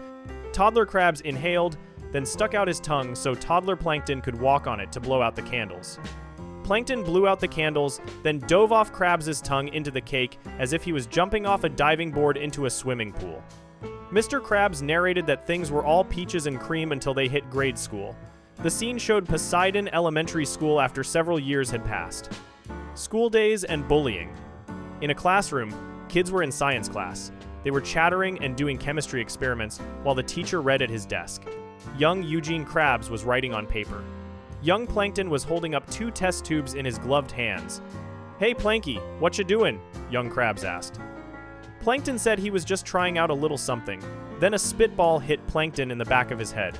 The other students in class laughed at him. "Idiots! I'll show you with science," Plankton said angrily. He said his concoction was going to blow everyone away, but there was a muffled explosion. Plankton's container blew up all over his table and covered him in ashes. The classmates laughed even harder. A bully named Billy grabbed Plankton. Billy said, "How's this for a science experiment, Mr. Brainatron 5000? Billy stuffed Plankton into his straw and blew him out like a spitball. Well, Plankton splattered into Mr. Krabs' eye. Plankton was moaning in pain. He said they would pay for this one day. Young Krabs peeled the squished Plankton off his eye. He said, "Darn tootin'." He told the bullies that he thought they owed Plankton an apology. Billy pretended to feel guilty. "You're right, Plankton, I'm sorry," he said. Then he switched back to being mean and cruel. "Sorry, ya, have to hang out with Rag Boy," Billy said. The bullies all laughed. A girl named Anna joined in the bullying. "Yeah, where'd you do your clothes shopping? The trash can," she asked. The class laughed again. Young Krabs looked like he was on the verge of breaking down into tears. Mr. Krabs narrated that it was true. He did get his clothes from the trash. He explained that when he was growing up, times were tough. His mother had to fashion his clothes from rags. He sniffled as he explained this sad fact. The flashback showed Krabs' mother sewing up clothes. "There you go, son. Your outfit's all finished. It's a good thing Old Man Jenkins was kind enough to spare his last washcloth," she said. Old Man Jenkins appeared and said, "Oops." He ripped the clothes right off Mr. Krabs' body and used the washcloth to dry his boat. "I missed a spot," he said. This left young Krabs with no clothes at all. Mr. Krabs discovers money. The flashback continued. Young Krabs and Plankton were walking through carnival grounds. Plankton was talking with Krabs, but Krabs had a box around his body so he wouldn't be naked after Old Man Jenkins took his washcloth clothes. Mr. Krabs narrated that one day, while Plankton and he plotted their revenge against the bullies, he met the love of his life. Young Mr. Krabs suddenly spotted something on the ground. "What in Neptune's name is that?" he said. He picked up a penny off the ground. "It's the most beautiful thing me eyes have ever seen. What is it?" "It's money," Kid Plankton explained. "Money?" Mr. Krabs asked, amazed. He was holding the coin and staring at it. "Yeah, you can buy things with it," Plankton said. "Buy things?" Mr. Krabs repeated, his mind blown by this concept. Mr. Krabs narrated that he spent that money on a gift for his best pal Plankton. The flashback showed Mr. Krabs buying a balloon for Plankton. But when he gave the balloon to Plankton, Plankton was so small and light that he flew up into the sky because of the balloon. Krabs reached up desperately, trying to grab his friend. The flashback returned to the present day at the Krusty Krab. "Wow!" everyone in the restaurant said, impressed by the story. SpongeBob took out the secret formula from his body and said he got Mr. Krabs' secret recipe back. He said, "Mr." Krabs had no idea what that formula went through to get there. Mr. Krabs said he had a pretty good idea and pushed it away with a pencil. A customer named Sandals asked that if they were such great friends, what happened to end the friendship? SpongeBob asked the same question. Squidward sarcastically said he really wanted to know. Mr. Krabs told Squidward to listen up because this was where the story got juicy. Stinky Burgers. Mr. Krabs said it all began in a place called Stinky Burgers. This was the only place to get a burger in town. The kids loved Stinky, and Stinky loved the kids. A group of kid regulars, including Billy and his gang, ran up to the burger stand. A character named Stinky appeared with a laugh and a fart. The kids cheered. "Now what can I do for ya, youngins?" Stinky asked. Billy ordered one burger. Another kid named Jimmy said he wanted one too. Stinky said there were plenty of burgers for everyone, and the kids cheered. A kid named Big Johnny said that was why they liked Stinky so much. Stinky always delivered the goods. Another kid named Ron said they didn't like Stinky. They respected him. Stinky asked which one it was. Did the kids like him or respect him? Big Johnny said like, and Ron said respect. They went back and forth arguing. Stinky suggested they meet in the middle and say they lispected him. The kids cheered again at this made-up word. Young Mr. Krabs and Plankton approached the burger stand. Mr. Krabs said, "Excuse us. Plankton added that valuable customers were coming through. Big Johnny, speaking in Billy's voice, asked what those dorks were doing there. 2 Stinky burgers, please, Mr. Krabs requested. Stinky made weird faces in shock. He asked if their brains had dribbled out all over the sidewalk they slept on last night. He said if they wanted burgers, they should go around back. All the kids agreed, saying, "Yeah, Stinky." Billy thanked Stinky for keeping the nerds out. Anna said Stinky was the best. Stinky told the kids that was enough. He gathered the children around and said he had something important to tell them. He said if they remembered just one thing for the rest of their lives, they should remember that without their kind patronage, he would be a penniless loser like Ragboy. He sniffled as he said this.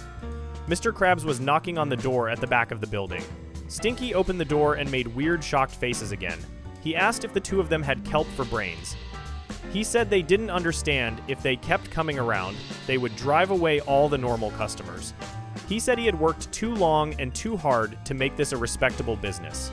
He said he could barely afford the essential things in life.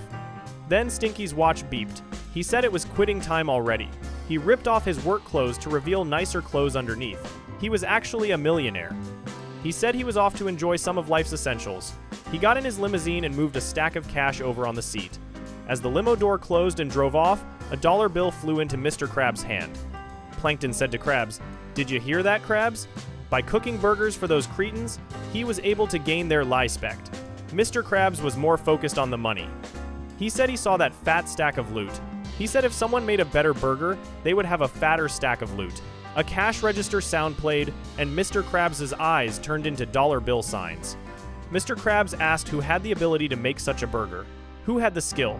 Plankton said, "Skill, schmill, Krabs, baby. Who needs skill when science is on your side?" He said they would make that burger. When they did, they would rule the school. Both of them laughed evilly.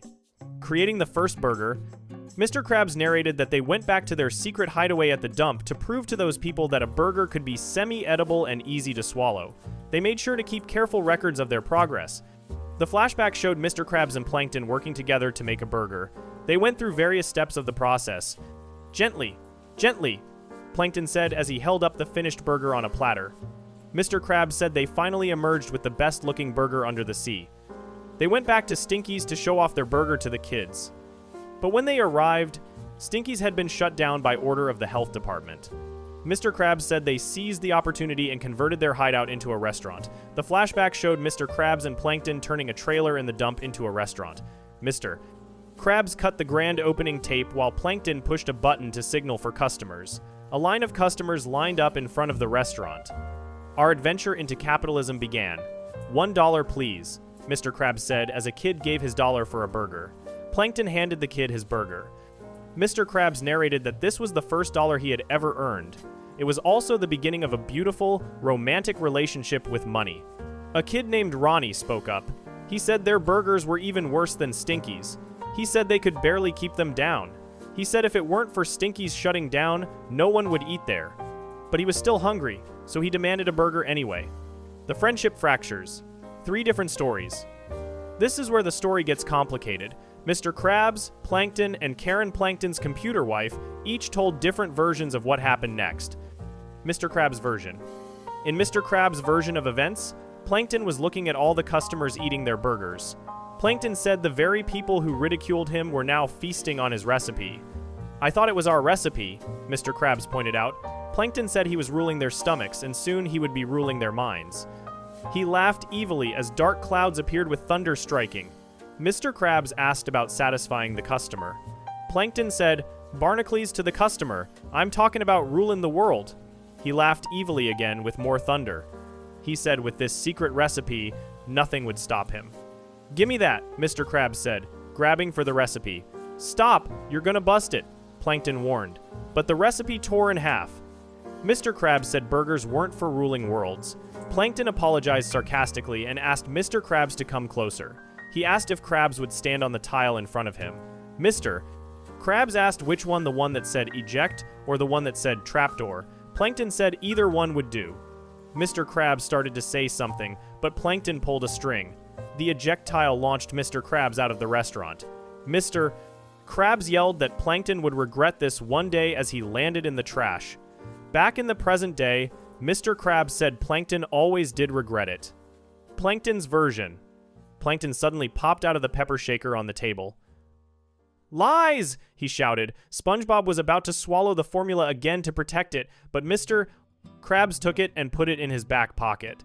Plankton said Mr. Krabs' story was very touching but completely false. Mr. Krabs said he didn't know what Plankton meant. Plankton said Mr. Krabs should tell them the truth. SpongeBob asked if it really did happen the way Mr. Krabs said. Plankton admitted that most of Mr. Krabs' story was true, except for what really happened. In Plankton's version, they had created the tastiest burger. But then things became unsavory. In this flashback, Mr. Krabs was the one laughing evilly. First, I'll rule their stomachs, and then their money, Mr. Krabs said with an evil chuckle. He laughed evilly as dark clouds appeared with thunder striking. In this version, it was Plankton who asked about satisfying the customers, and it was Mr. Krabs who said, "Barnacles to the customers." Plankton gasped in horror. Mr. Krabs said he was talking about coins, cash, wallets, and bank accounts. With this secret recipe, nothing would stop him. "Gimme that," Plankton said, trying to take the formula. Both tried to grab it. "Stop! You're gonna bust it!" Mr. Krabs warned. The recipe tore in half again. In Plankton's version, Plankton said this wasn't about money. Mr. Krabs called this malarkey. Mr. Krabs put Plankton in a straw and spit him out. Plankton yelled that Mr.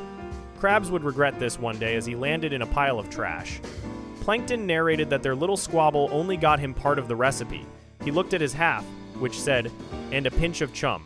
Back in the present, SpongeBob said that didn't sound like Mr. Krabs' story at all.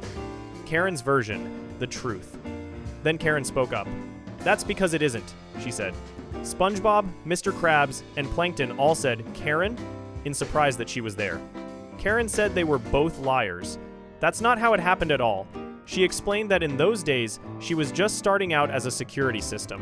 Plankton and Karen met when he installed her. Plankton added that it was only their third date. Karen said she had recorded the whole thing in her databanks. A new flashback appeared on Karen's computer screen. This was the true version of what happened. Plankton said the burger they made was handsome looking. Mr. Krabs agreed, calling Plankton old chum. Mr. Krabs announced over an intercom for people to get their Plankton and Krabs patties right there, but a tumbleweed rolled by. No customers came. Mr. Krabs asked if it was a good idea to open their restaurant in the dump. Then they heard music playing. Plankton asked what the music was. Mr. Krabs said he would know that theme song anywhere. It was Old Man Jenkins. They saw Old Man Jenkins putting a tire in his boat. Old Man Jenkins said he had just been searching for some new shoes for his boat, which he called Ol' Bessie. Mr. Krabs said Old Man Jenkins had helped his mother and him through some tough times. It would be an honor if Old Man Jenkins would be the first to try their delicious burgers. Old Man Jenkins said he would be happy to. He bit into the burger, then smiled. Mr. Krabs and Plankton both said, "Yeah," excitedly. But then Old Man Jenkins fell down, unconscious. They had accidentally poisoned him with their burger. Later, a newspaper appeared on screen. Mr. Krabs read the headline out loud. "Plab Patties KO Old Man J." Mr. Krabs said he couldn't believe they poisoned that sweet old guy. "Well, he is old," Plankton said, trying to make excuses. Mr. Krabs said that guy was like family to him. Plankton said it was Mr. Krabs' fault the patty was tainted. Mr. Krabs said Plankton was the one who put too much seaweed sauce in the burger. Plankton said Mr. Krabs let it sit out too long, and that's what did it. Plankton said he was taking the recipe and fixing it. Mr. Krabs said no way, that recipe was his. Both fought over the recipe one last time. "Stop, you're gonna." Plankton started to warn, but the recipe tore in half. This sent both of them flying into opposite sides of the restaurant. Plankton walked toward the door as dark clouds appeared one last time. "You want to fight over this recipe? I'll give you a fight you'll never forget," Plankton said. He slammed the door. This caused a shelf above the boiling patty meat to shake. Jars on the shelf spilled their contents into the cauldron below. Mr. Krabs looked at the pot and said the patty mix was ruined, but he said there was no use letting it go to waste. He said the kids would eat anything. He licked some of the patty mix from the pot. "I've done it! I've discovered the perfect patty batter," Mr. Krabs announced. This was the accidental creation of the Krabby Patty formula. The rivalry begins. Karen continued narrating. She said that meanwhile, Plankton was back at the elementary school, but this time, he was going it alone. The flashback showed Plankton setting up a chum bucket with meat in it. Mr. Krabs wheeled in his own stand with Krabby Patties written on it and knocked Plankton over. "Oh, no you don't. This is my turf," Mr. Krabs said. "I think not, Rag Boy," Plankton replied. Mr. Krabs said he should squash Plankton right then. Plankton told him to get out of his face. Both growled at each other. A kid named Jimmy said to look, there was a nerd fight. Billy said he bet $5 on Rag Boy. Plankton said they would let the customers decide whose burger was better. He told people to step right up and get a delicious chum burger. Billy said Big Johnny would eat anything. Big Johnny walked over to Plankton's side. Plankton gave him a chum burger. Karen narrated that Plankton had pieced together his own creation using memory and science. Plankton told Big Johnny to tell his buddies what he thought, but Big Johnny spit the burger out onto both his friends. It was disgusting. Billy said he was going to try one of Rag Boy's burgers. Mr. Krabs handed him a patty. He said Billy was the first to taste a Krabby Patty. Billy took a bite and instantly enjoyed it. Flavor, Billy said. Another kid said edible. Ron and Ronnie said they could actually hold it down. A girl named Abigail Marge said this was the most flavortastic sensation her still-developing taste buds had ever experienced. All the kids cheered for Rag Boy. Mr. Krabs had won. Plankton said he would show Krabs. "I'll steal that cursed recipe from you one day, and I won't stop till I do." Plankton vowed. The flashback ended. Back to the present. In the present day, at the Krusty Krab, Mr. Krabs celebrated. He said his recipe was, is, and always would be the best. Plankton said Mr. Krabs wouldn't have that recipe if it weren't for him. Mr. Krabs asked if Plankton was calling him a liar. Karen told them to stop yelling at each other. She said she couldn't believe they let a recipe ruin such a wonderful friendship. Both Mr. Krabs and Plankton started to tear up. Mr. Krabs said Plankton was his only true friend that didn't have a president printed on him. But money doesn't hug back. Plankton said his life had been nothing but a long line of disappointments since they became enemies. All these years he had been trying to steal the formula, but he was really just trying to steal back their friendship. "Really?" Mr. Krabs asked.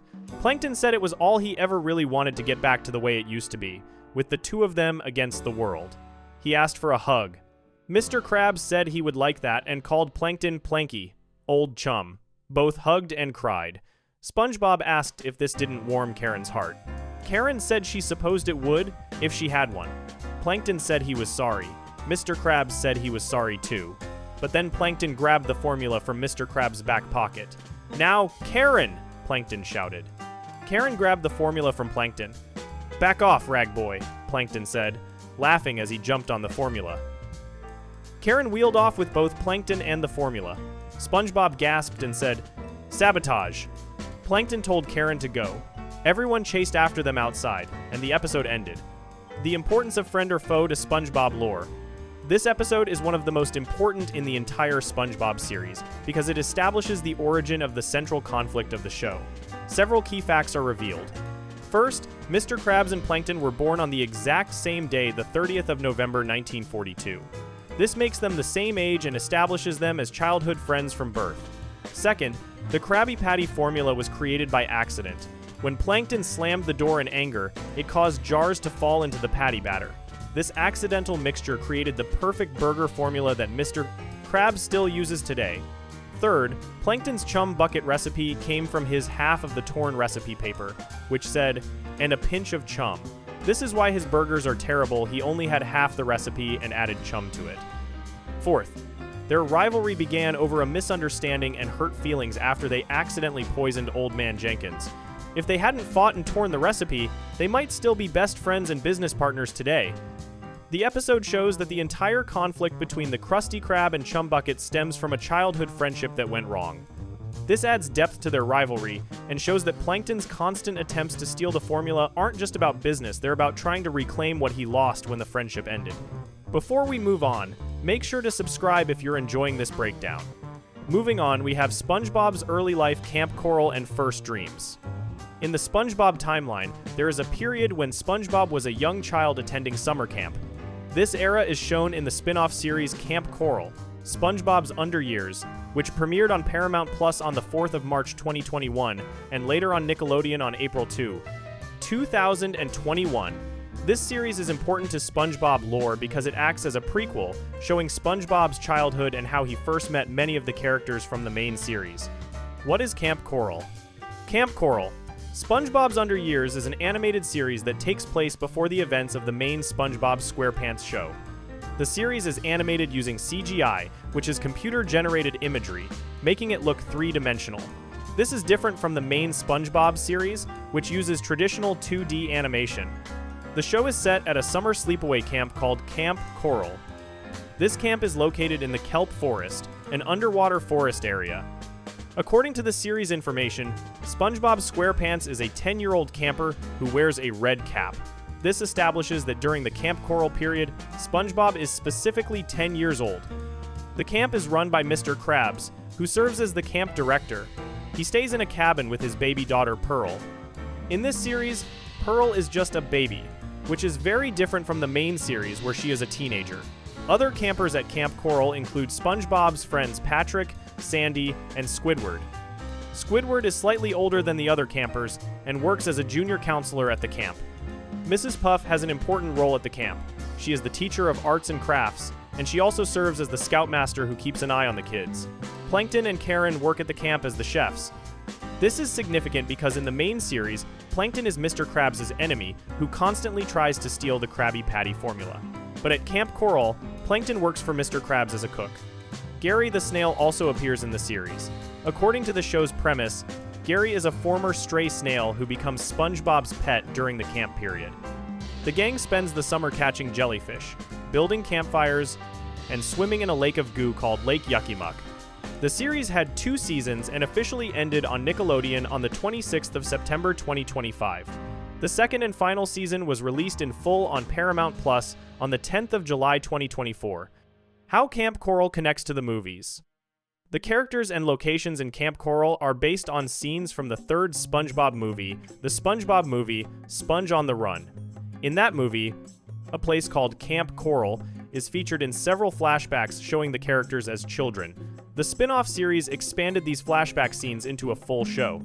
According to the production information, all main characters that appear in the movie flashbacks are aged up by 1 year in the spin-off series. Some character designs, like SpongeBob, Patrick, and Mrs. Puff's camp outfits, remained mostly the same as they appeared in the movie. Other character designs, such as Squidward and Sandy's appearances, were heavily updated for the series. In the movie, Mrs. Puff was the only camp counselor shown in the flashbacks. But in the series, she is joined by Mr. Krabs as the camp director. This change was made to give Mr.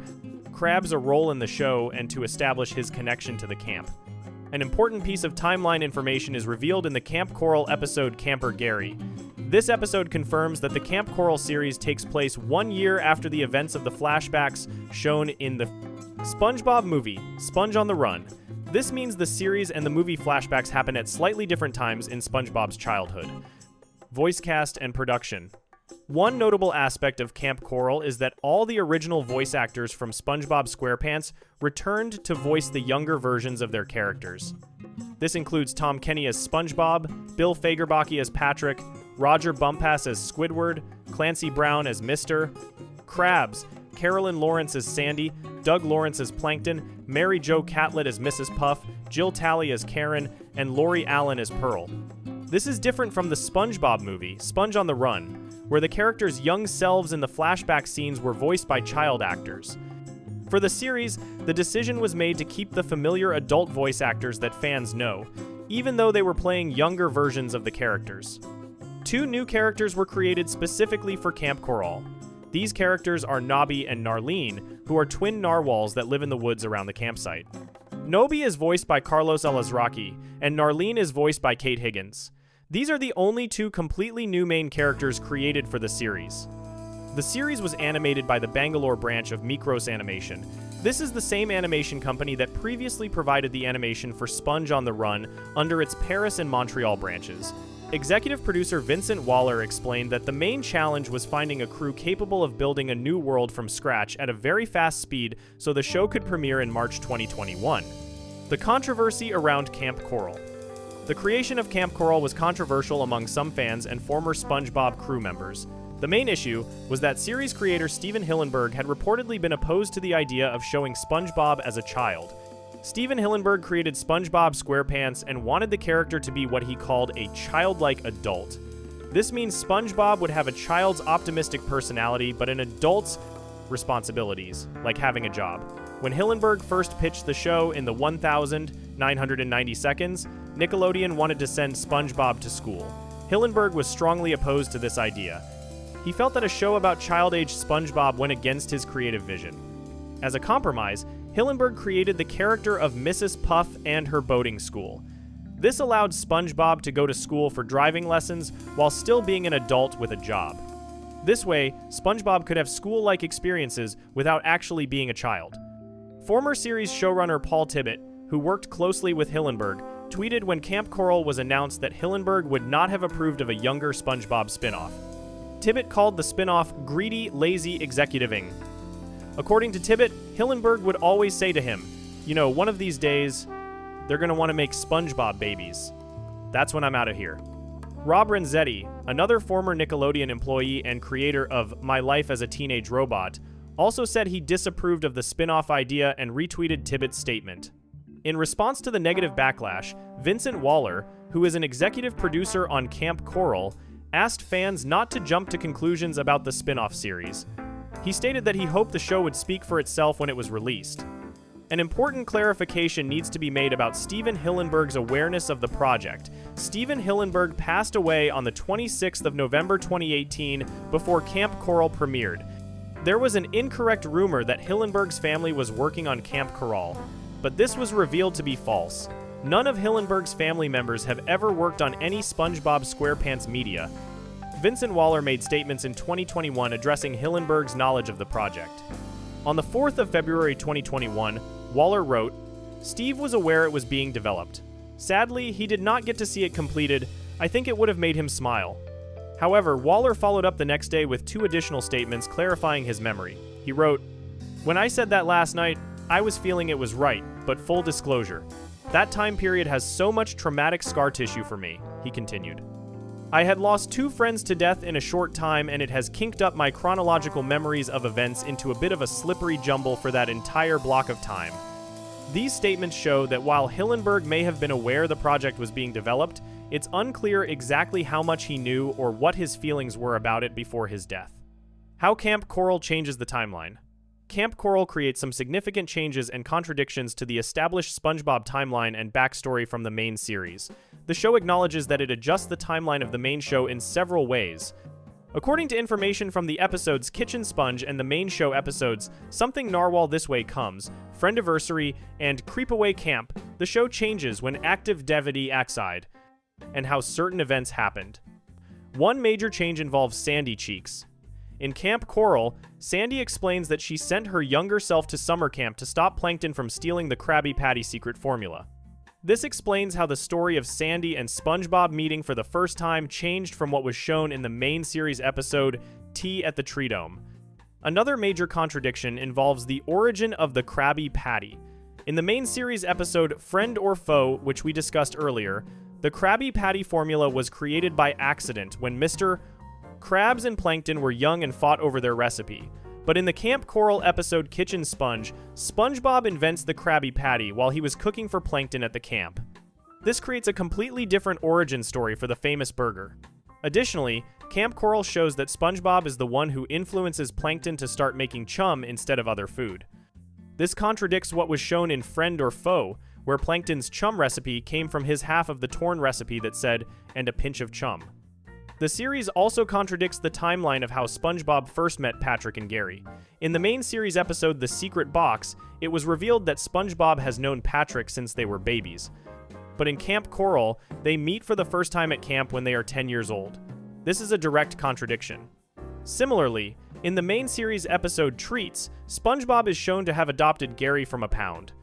But in Camp Coral, the story of how SpongeBob got Gary is told differently, with Gary being a former stray snail at the camp. References to Camp Coral in the main series.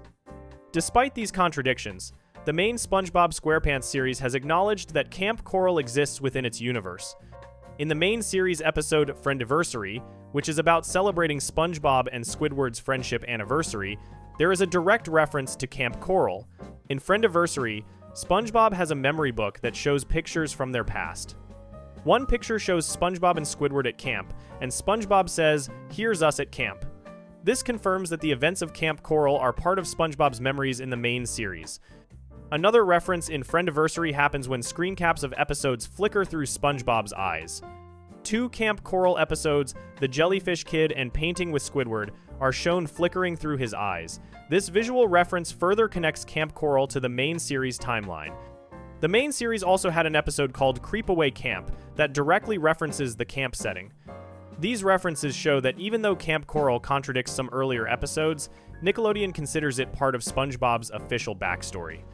The camp setting and activities. Camp Coral features a variety of new locations that didn't exist in the main series. The campsite itself is the central location where most episodes take place. There is a camp office where Mr. Krabs works as the director. Mrs. Puff has her own lighthouse at the camp where she lives. The camp has a dining area called the Krusty Canteen, which is the predecessor to the Krusty Krab restaurant from the main series. This is where Plankton and Karen work as chefs. Plankton and Karen also have their own lab at the camp. Mrs. Puff has a garden at the camp as well. For entertainment and gatherings, the camp has a location called the Clamphitheater, which appears to be an amphitheater for performances. There is also a general store where campers can buy supplies. The natural areas around the camp include Lake Yucky Muck, which is described as a lake of goo where the campers swim. There is an area called Jelly Meadows where jellyfish can be found. The camp is located in the Kelp Forest, which is a large underwater forest. There is also a mountain or hill called Porpoise Peak. The campers live in different cabins.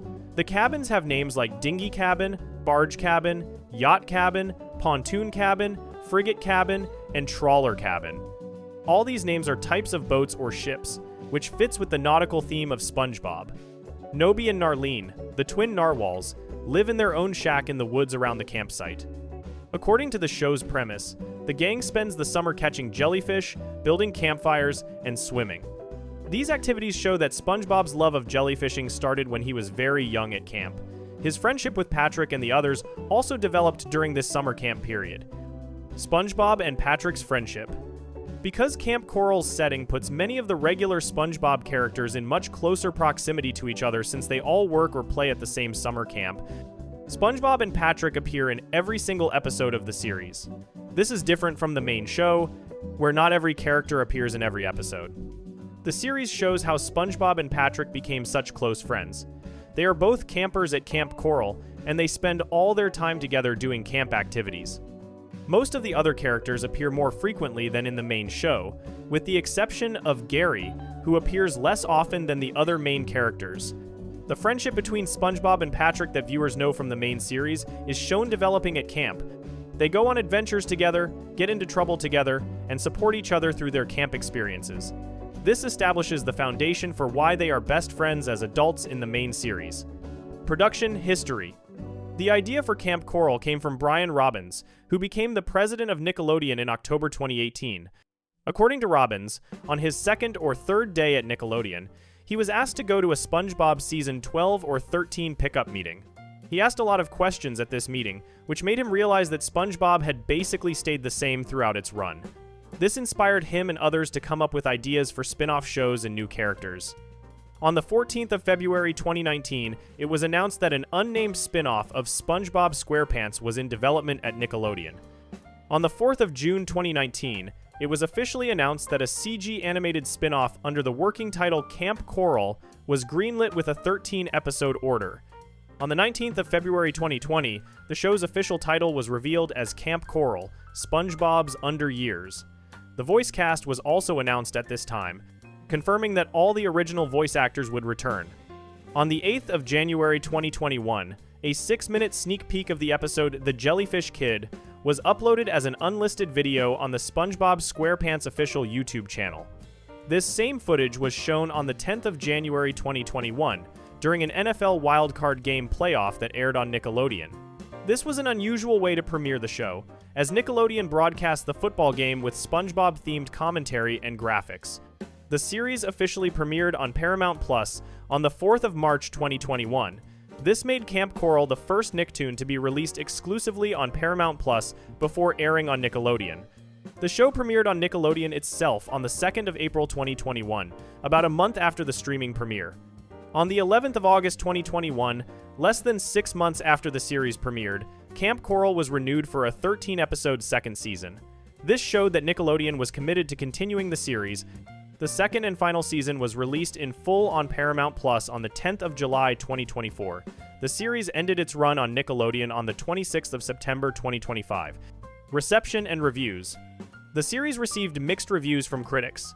Much of the criticism was attributed to what reviewers called juvenile humor, unpolished animation, and the inclusion of things that conflicted with the original show's continuity.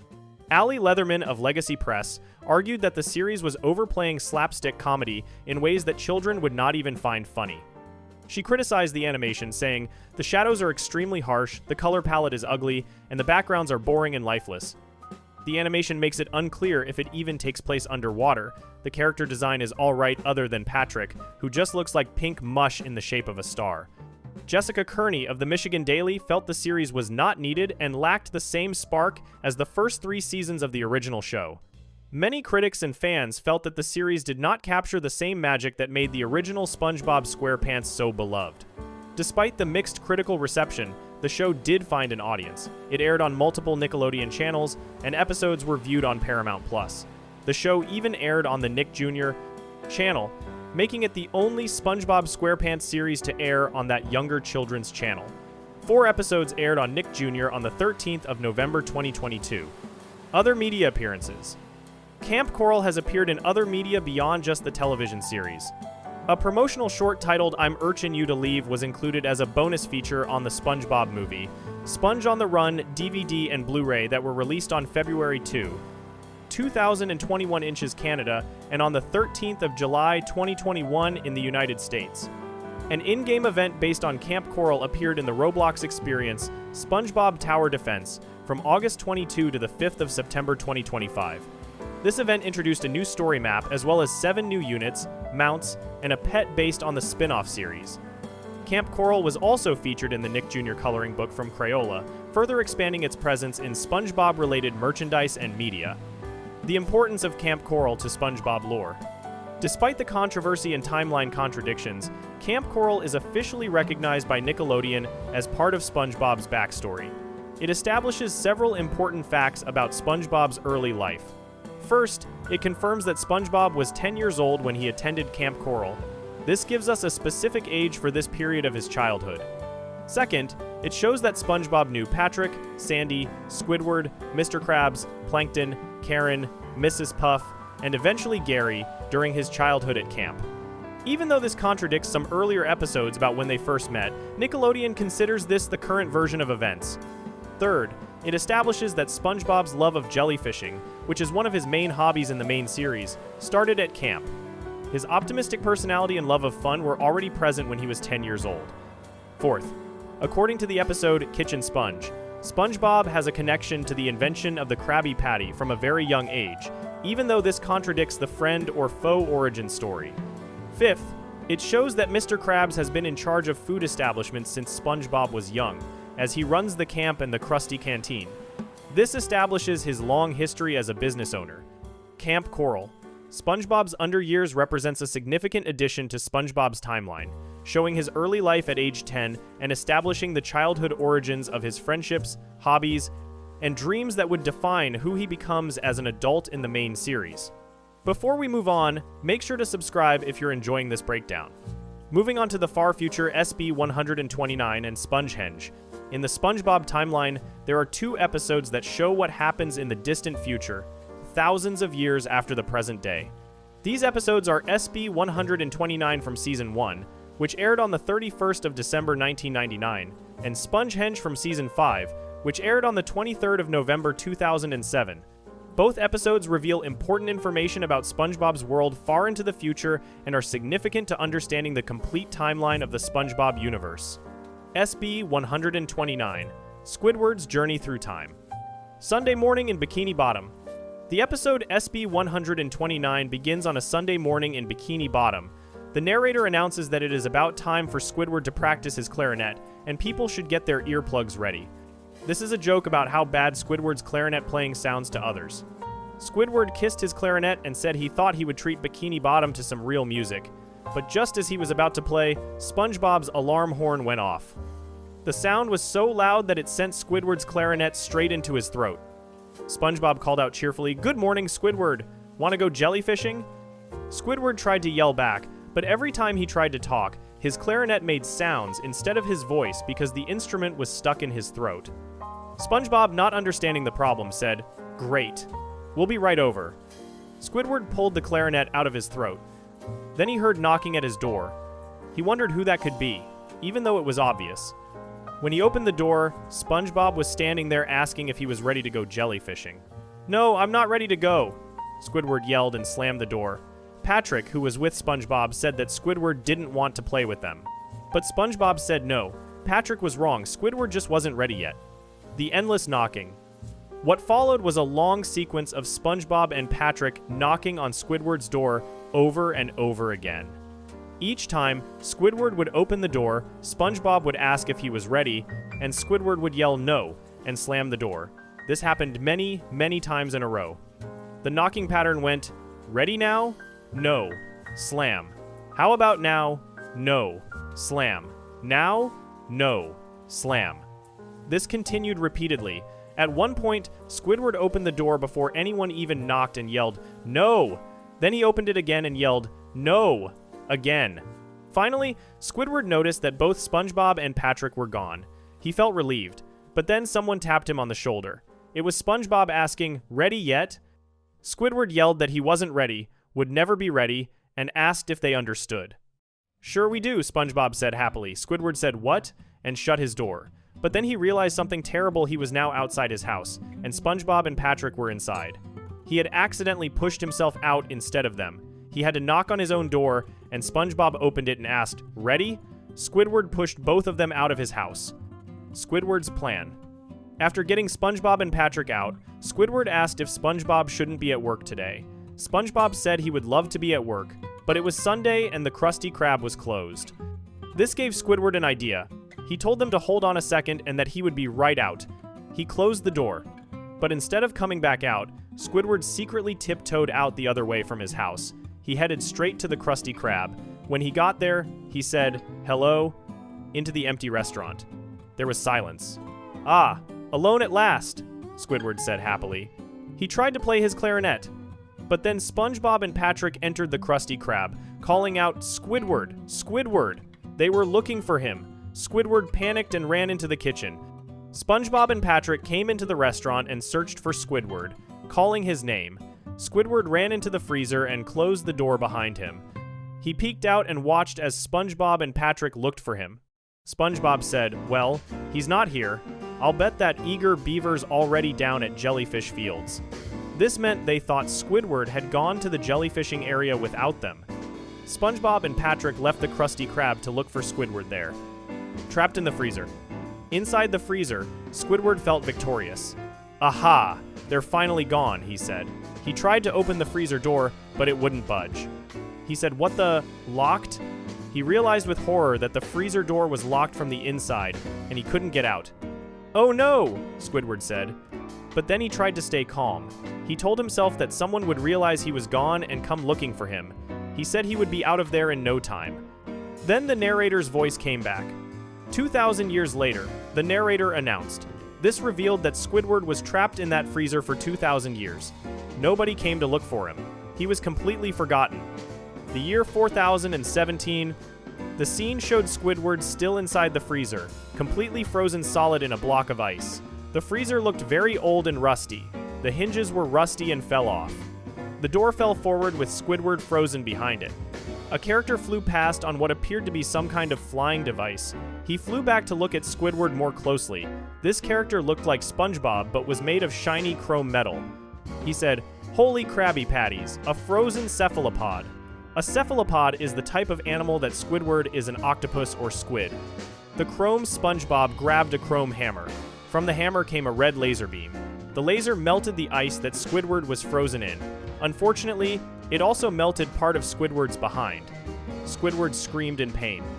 Squidward, still in a daze from being frozen so long, said, "I'll be out of here in no time," repeating what he had said 2,000 years earlier.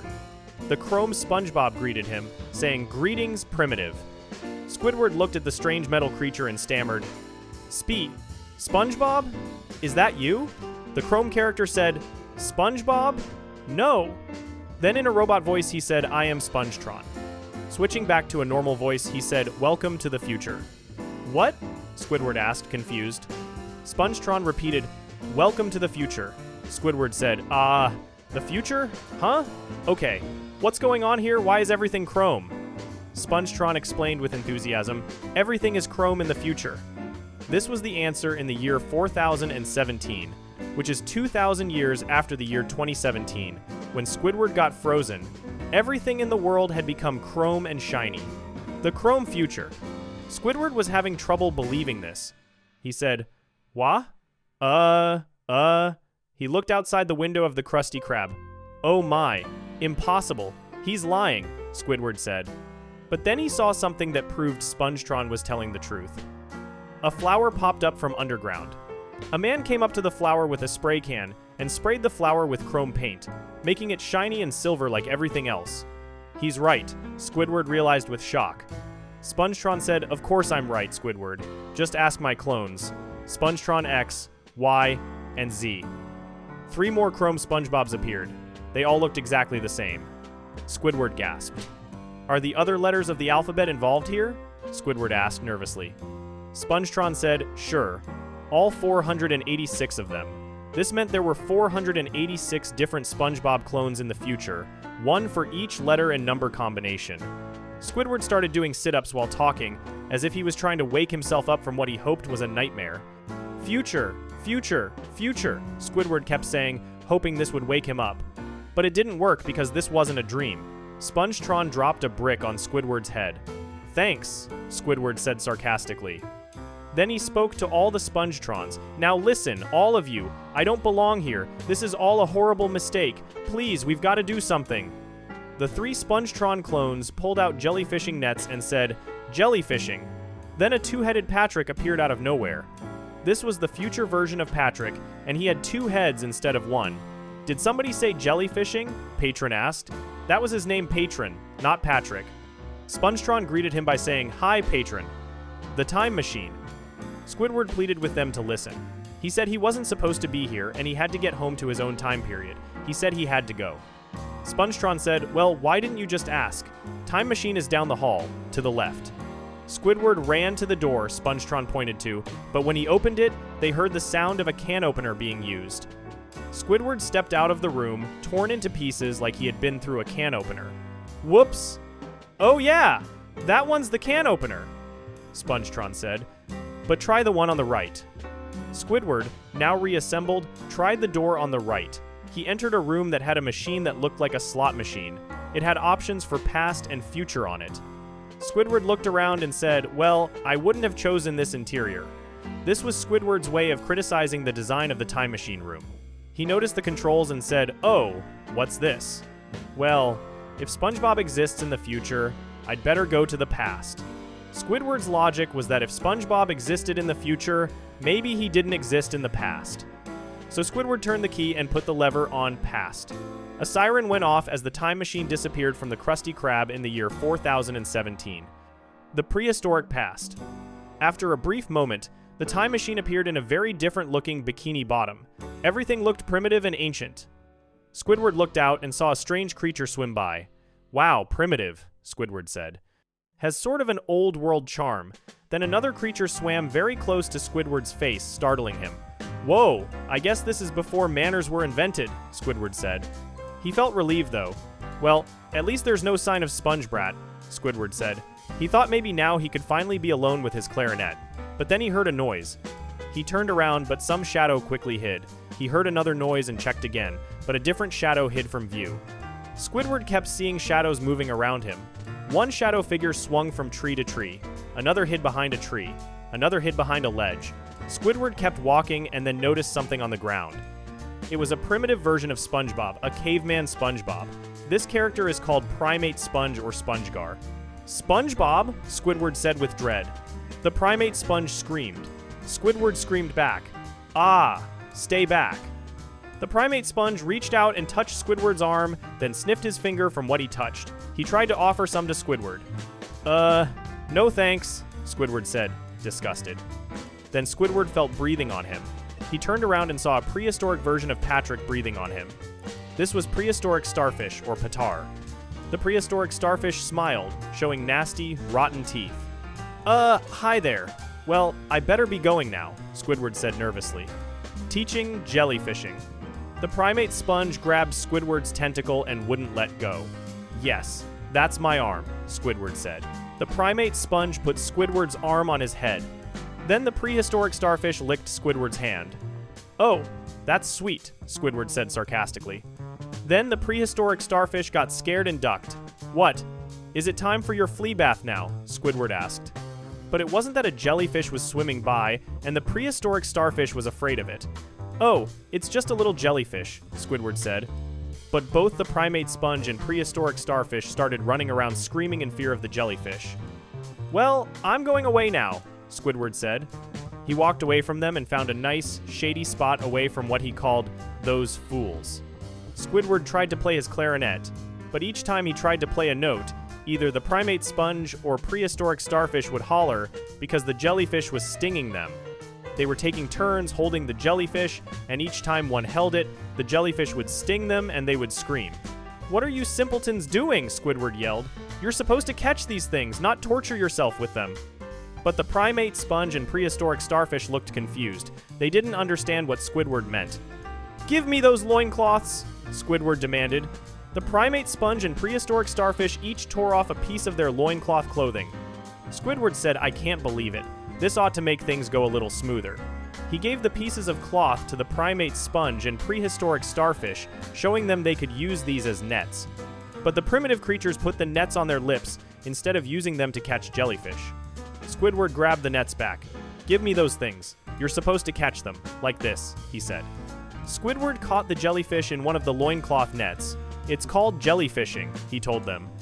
This is a very important moment in SpongeBob lore. Squidward had just invented jellyfishing and taught it to the prehistoric ancestors of SpongeBob and Patrick. This means that in the SpongeBob timeline, Squidward is actually responsible for creating the activity that he hates so much in modern times. The primate sponge and prehistoric starfish grabbed the nets and started chasing the jellyfish happily.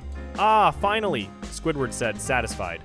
He sat on the ground and started playing his clarinet, escaping to nowhere. But when the primate sponge and prehistoric starfish heard Squidward's clarinet playing, they went absolutely insane. The terrible sound of the clarinet drove them crazy, and they started chasing Squidward. Squidward ran away from them, heading straight for the time machine. The primate sponge and prehistoric starfish tried to get into the time machine by climbing on top of it. Ah! Get me out of here! Squidward screamed. He grabbed the lever and moved it up and down really fast, trying to escape. But he pulled too hard, and the lever broke off in his hand. Uh-oh, Squidward said. The time machine started spinning like a slot machine. It stopped on 2 lemons and a bar symbol. The time machine said loser in a mechanical voice, like Squidward had lost at a slot machine game.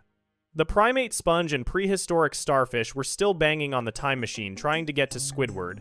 But then the time machine disappeared into thin air, taking Squidward with it. The time machine went through all sorts of dimensions and colors, traveling through time and space. Finally, the time machine vanished completely, and Squidward appeared in a very strange place. It was a blank, white space with nothing in it. There was no ground, no sky, no objects, just whiteness everywhere. Squidward saw some colored tiles floating around. He lifted one up, and it floated away and vanished. He's not here. No more SpongeBob. No more, Squidward said happily. I may finally have found a place where I can be all. Suddenly, Squidward became tiny and far away. Alone, he said. Then something very strange happened. The word alone started appearing everywhere in different voices. Alone, alone, alone, alone, alone, alone, alone. The voices said over and over. This place, which had no name, was driving Squidward crazy.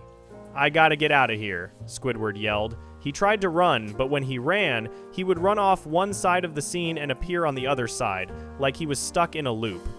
Where's the time machine? Where's anything? Where? Squidward jumped up and down angrily. When he jumped, he accidentally busted a hole through the ground. The hole led back into the time machine. Squidward fell through the hole and landed inside the time machine. I want to go home. I want to go home. I want to go home. I want to go home. Squidward cried desperately. I miss Bikini Bottom. I miss my Easter Island head. I even miss SpongeBob. Returning home, the moment Squidward said the word SpongeBob, the time machine responded. It disappeared from the nowhere place and reappeared in present-time Bikini Bottom. SpongeBob and Patrick were still standing in the exact same spot where they had been waiting for Squidward at the very beginning of the episode. SpongeBob! Patrick! Squidward cried out happily. Hi, Squidward, SpongeBob and Patrick said together calmly. To them, no time had passed at all. They had just been waiting outside the Krusty Krab for Squidward to come back. Oh, I'm back! I can't believe this, Squidward said with joy. I was in space, and then I went to the future, and then I went to the past, and then I was nowhere, but now I'm back, and you don't know how happy I am to see you guys. SpongeBob started to ask, does this mean you want to go? Both SpongeBob and Patrick finished together. Jellyfishing? Squidward immediately yelled, no. He paused, then said, oh, who's the barnacle head who invented that game anyway?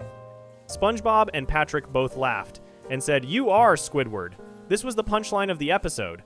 Squidward had traveled back in time and accidentally taught jellyfishing to prehistoric SpongeBob and Patrick, so Squidward himself was responsible for creating the activity he hated most. The screen cut to black, and they heard Squidward say one final thing, I'm going back. This meant Squidward would rather go back to being frozen, or to the future, or to the past, or even to nowhere anywhere was better than having to go jellyfishing with SpongeBob and Patrick. Spongehenge, the wind that changed everything. The storm begins. The episode Spongehenge shows a different vision of the far future. The episode begins with a shot of Bikini Bottom during a terrible windstorm. The wind was blowing wildly and violently. A fish named Nat said, Neptune stirred up quite a gale tonight. He must be mad about something. Neptune is the Roman god of the sea. Another fish named Shuby laughed and said, that's silly. Everyone knows Poseidon is ruler of the undersea. Poseidon is the Greek god of the sea. As Shuby said this, the wind blew so hard that a bag of food flew out of Shuby's hand. Oh, my leftovers, Shuby said. Nat became very emotional and sobbed, no! Why, dear Neptune? The bag of leftovers that blew away was a bag of goulash. The wind carried it through Bikini Bottom. SpongeBob was sleeping in his bed, snoring peacefully. The bag of goulash broke through SpongeBob's window and landed right on his face. Goulash, SpongeBob said, still half asleep. He woke up and opened his window. Hey, out there, you dropped your goulash. Hello? He called out to whoever had lost their food, but there was no response. Then something strange happened. The wind blowing through SpongeBob's pores made a musical whistling sound. My pores are whistling in the wind, SpongeBob noticed. He jumped outside to experience this interesting phenomenon. SpongeBob's body made music as the wind blew through the holes in his sponge body. He laughed with delight. Then a jellyfish came towards SpongeBob, attracted by the musical sound. The jellyfish problem. Ha ha ha ha ha, that tickles, SpongeBob said as the jellyfish buzzed around him. The jellyfish made buzzing sounds in rhythm with the music coming from SpongeBob's pores. Aw, the little critter likes my whistling pores, SpongeBob said sweetly. Then the jellyfish went inside SpongeBob's head, entering through one of the holes. SpongeBob laughed uncontrollably because it tickled so much. SpongeBob kept laughing until a voice attracted his attention. He looked up and saw the moon in the sky, but this moon had a real human face on it. The moon yawned and said, my shift's over. The scene cut to daytime, with the sun also having a human face. Time for work, SpongeBob, the sun announced. All right, Jelly, out you go, SpongeBob said to the jellyfish. He took a deep breath and shot the jellyfish out from one of the holes in his head. It's been real fun, but I gotta get to work, SpongeBob told the jellyfish. But the jellyfish followed SpongeBob. Quite a wind this morning, eh, Jelly? SpongeBob said. The wind suddenly blew SpongeBob away. Whoa! He yelled. More jellyfish started coming toward him. Hey, Sparky, can you tell your friends I don't have time to play right now? SpongeBob asked the jellyfish. But the jellyfish didn't listen. They tickled SpongeBob and he laughed uncontrollably. Ha ha ha! No, please! Stop it! Please stop! SpongeBob begged while laughing. He continued laughing until he let go of the rocks he was holding onto. Whoa! SpongeBob yelled as the wind blew him back home. He landed back in his bed. Oh, I'm going to be late! SpongeBob realized. He had to get to work. SpongeBob ran out his door, but the jellyfish picked him up. I told you guys, I don't have time to play, SpongeBob said, but the wind blew him back again. I have not been tardy one time in my career as a fry cook, and I'm not going to start today, SpongeBob declared. This is an important fact about SpongeBob's work record. He had never been late to work even once. SpongeBob got slung out of his home and blown back again. The jellyfish were laughing. SpongeBob's door closed on his hands, and he screamed.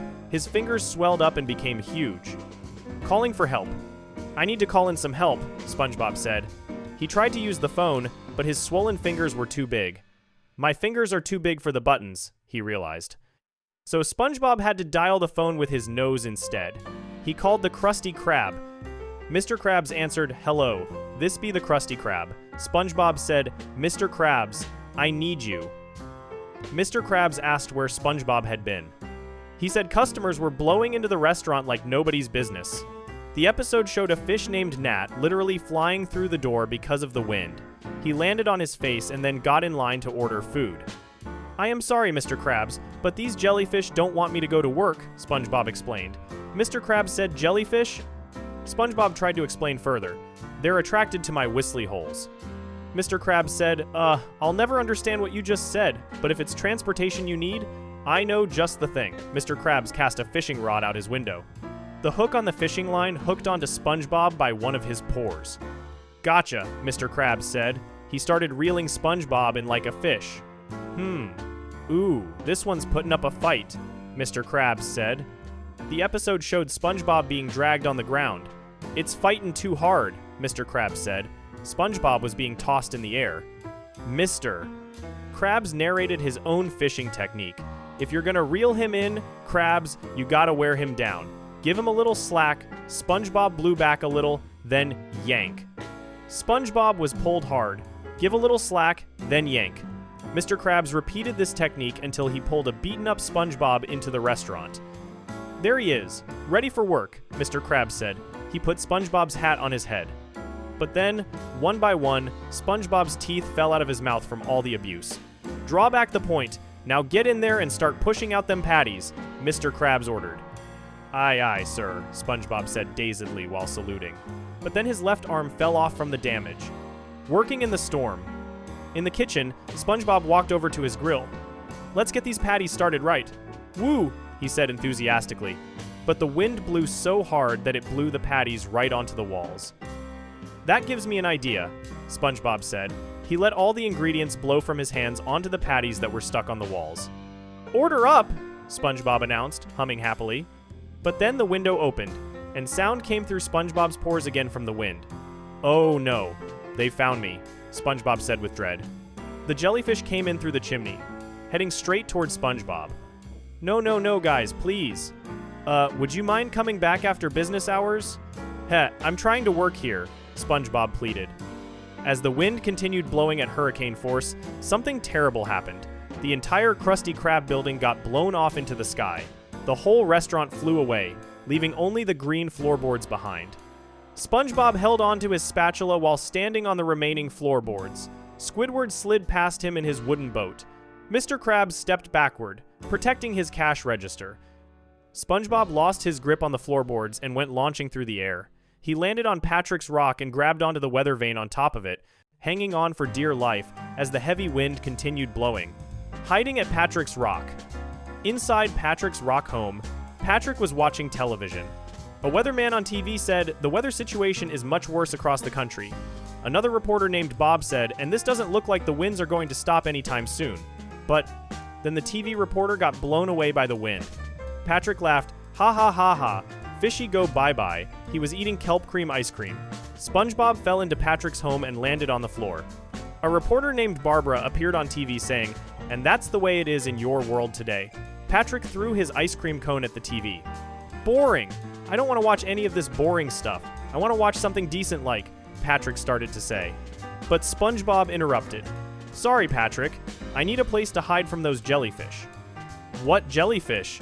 Patrick asked. SpongeBob explained, "Ever since the wind started, a sound whistles through my holes that the jellyfish seem to love." At that moment, Patrick's rock opened and jellyfish came flying in. "Hey, pal," Patrick said to one of the jellyfish. But the jellyfish stung Patrick. "Ow!" Patrick yelled. He got angry. SpongeBob, get out of here, he demanded. But the jellyfish blew Patrick away with the wind. I'm sorry, SpongeBob, but you've become a negative influence, Patrick yelled, as he was blown away. At least the wind stopped, SpongeBob said, laughing nervously. But then the jellyfish stung SpongeBob. SpongeBob ran and hid in a cave. I think I lost them, he said. Alone in the cave. Inside the cave, SpongeBob tried to convince himself everything would be okay. Well, I guess I should just stay here, where it's safe and quiet and dark. It's okay. I'll only hide out here for a second. Yeah, it shouldn't take long, behind these rocks. These sedentary, lifeless rocks, SpongeBob said to himself. The French narrator announced later. This indicated that time passed. When the scene returned, SpongeBob was sitting together with an exact stone replica of himself that he had built. SpongeBob had been alone in the cave so long that he made a stone friend to talk to. Hey, buddy, just thought I'd spruce you up a little. Ah, what's that? Oh, you don't say. Well, guess what? You're my best friend, too. Come on, let's have some fun, SpongeBob said to the stone replica, pretending it was talking back to him. SpongeBob was clearly going insane from loneliness. Look, buddy, dinner's ready. Here, let's have some tea. Want some sugar, buddy? 1 lump or 2? Oh, you can have it all, SpongeBob said, putting all the sugar in the tea. He continued talking. I feel comfortable around you. Can I confess something? 'Cause I know you'll understand. I have this problem. I seem to attract jellyfish. Ha ha ha ha. How do you handle a thing like that? The stone SpongeBob stayed completely still, of course. Yeah, I'm in a loss too. Oh, barnacles. I'm gonna be stuck in this cave forever. SpongeBob sighed sadly. The discovery. Then something happened that changed everything. The wind blew through the pores of SpongeBob's stone replica, and it made music just like real SpongeBob's pores did. Of course, buddy. Brilliant idea, SpongeBob said excitedly. SpongeBob took the stone outside the cave. We'll see what happens this time, he said. The jellyfish came toward them. Whoa, here they come. Go get 'em, buddy. SpongeBob encouraged his stone friend. But the jellyfish hated the music that the stone was making. They buzzed angrily and headed toward real SpongeBob instead. Hey guys, long time no see. What do you think about my little friend's song? SpongeBob asked nervously. The stone SpongeBob continued to play foul, unpleasant notes. Something wrong? SpongeBob asked. But yes, something was very wrong. The jellyfish stung SpongeBob viciously. SpongeBob ran back to his cave screaming. Inside the cave, SpongeBob had a realization. I created one stone SpongeBob that uttered a note in a foul key. But if I were to craft another in a different size, SpongeBob pulled down an extremely complicated mathematical equation on a blackboard. The dimensions of that hollow center, multiplied by the number of holes, may offer another tune. One that could soothe those jellyfish. But which one is the right size? Hey, I guess I'll just have to make a bunch of them. This showed that SpongeBob understood the science of sound. Different sizes of stone, SpongeBobs with different numbers and sizes of holes would produce different musical notes when the wind blew through them. If he made enough of them in the right sizes, he might create a melody that the jellyfish would like. Creating the statues. SpongeBob worked hard creating stone statues. The episode showed SpongeBob making 8 large musical stone statues of himself. Okay, that should do her, SpongeBob said when he finished. The stone SpongeBob stood in a row. When the wind blew through them, they produced melodious, beautiful notes. Unlike the first statue that made ugly sounds, these statues together created a pleasant tune. Whoa, it actually worked, SpongeBob said in amazement. The jellyfish came to the statues and circled around them peacefully, enjoying the music. Ah, they're finally leaving me alone. I can go back to work now, SpongeBob said happily. He laughed with joy and ran back toward Bikini Bottom. Krusty Krab, here I come, he shouted. The shocking discovery. But then SpongeBob gasped and stopped running. He saw something that horrified him. How long was I gone? He asked in shock. The Krusty Krab was partially buried in sand. It looked ancient and abandoned, like it had been buried for a very, very long time. No! No! SpongeBob cried desperately. He had been gone so long that the Krusty Krab had been abandoned and buried. This meant he had been in that cave for much longer than he thought. Perhaps years, or even decades, had passed while he was hiding and making his stone statues. 3,000 years later. The French narrator returned with a shocking announcement. 3,000 years later.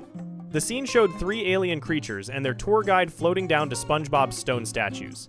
These were not fish or sea creatures, they were actual aliens visiting Earth. The statues still stood exactly where SpongeBob had placed them, but they were now 3,000 years old. The alien tour guide spoke to the other aliens.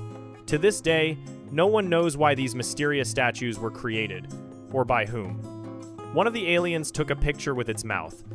The guide continued, "All we know is the genius of their design has caused the annual migration of jellyfish to their wondrous tune."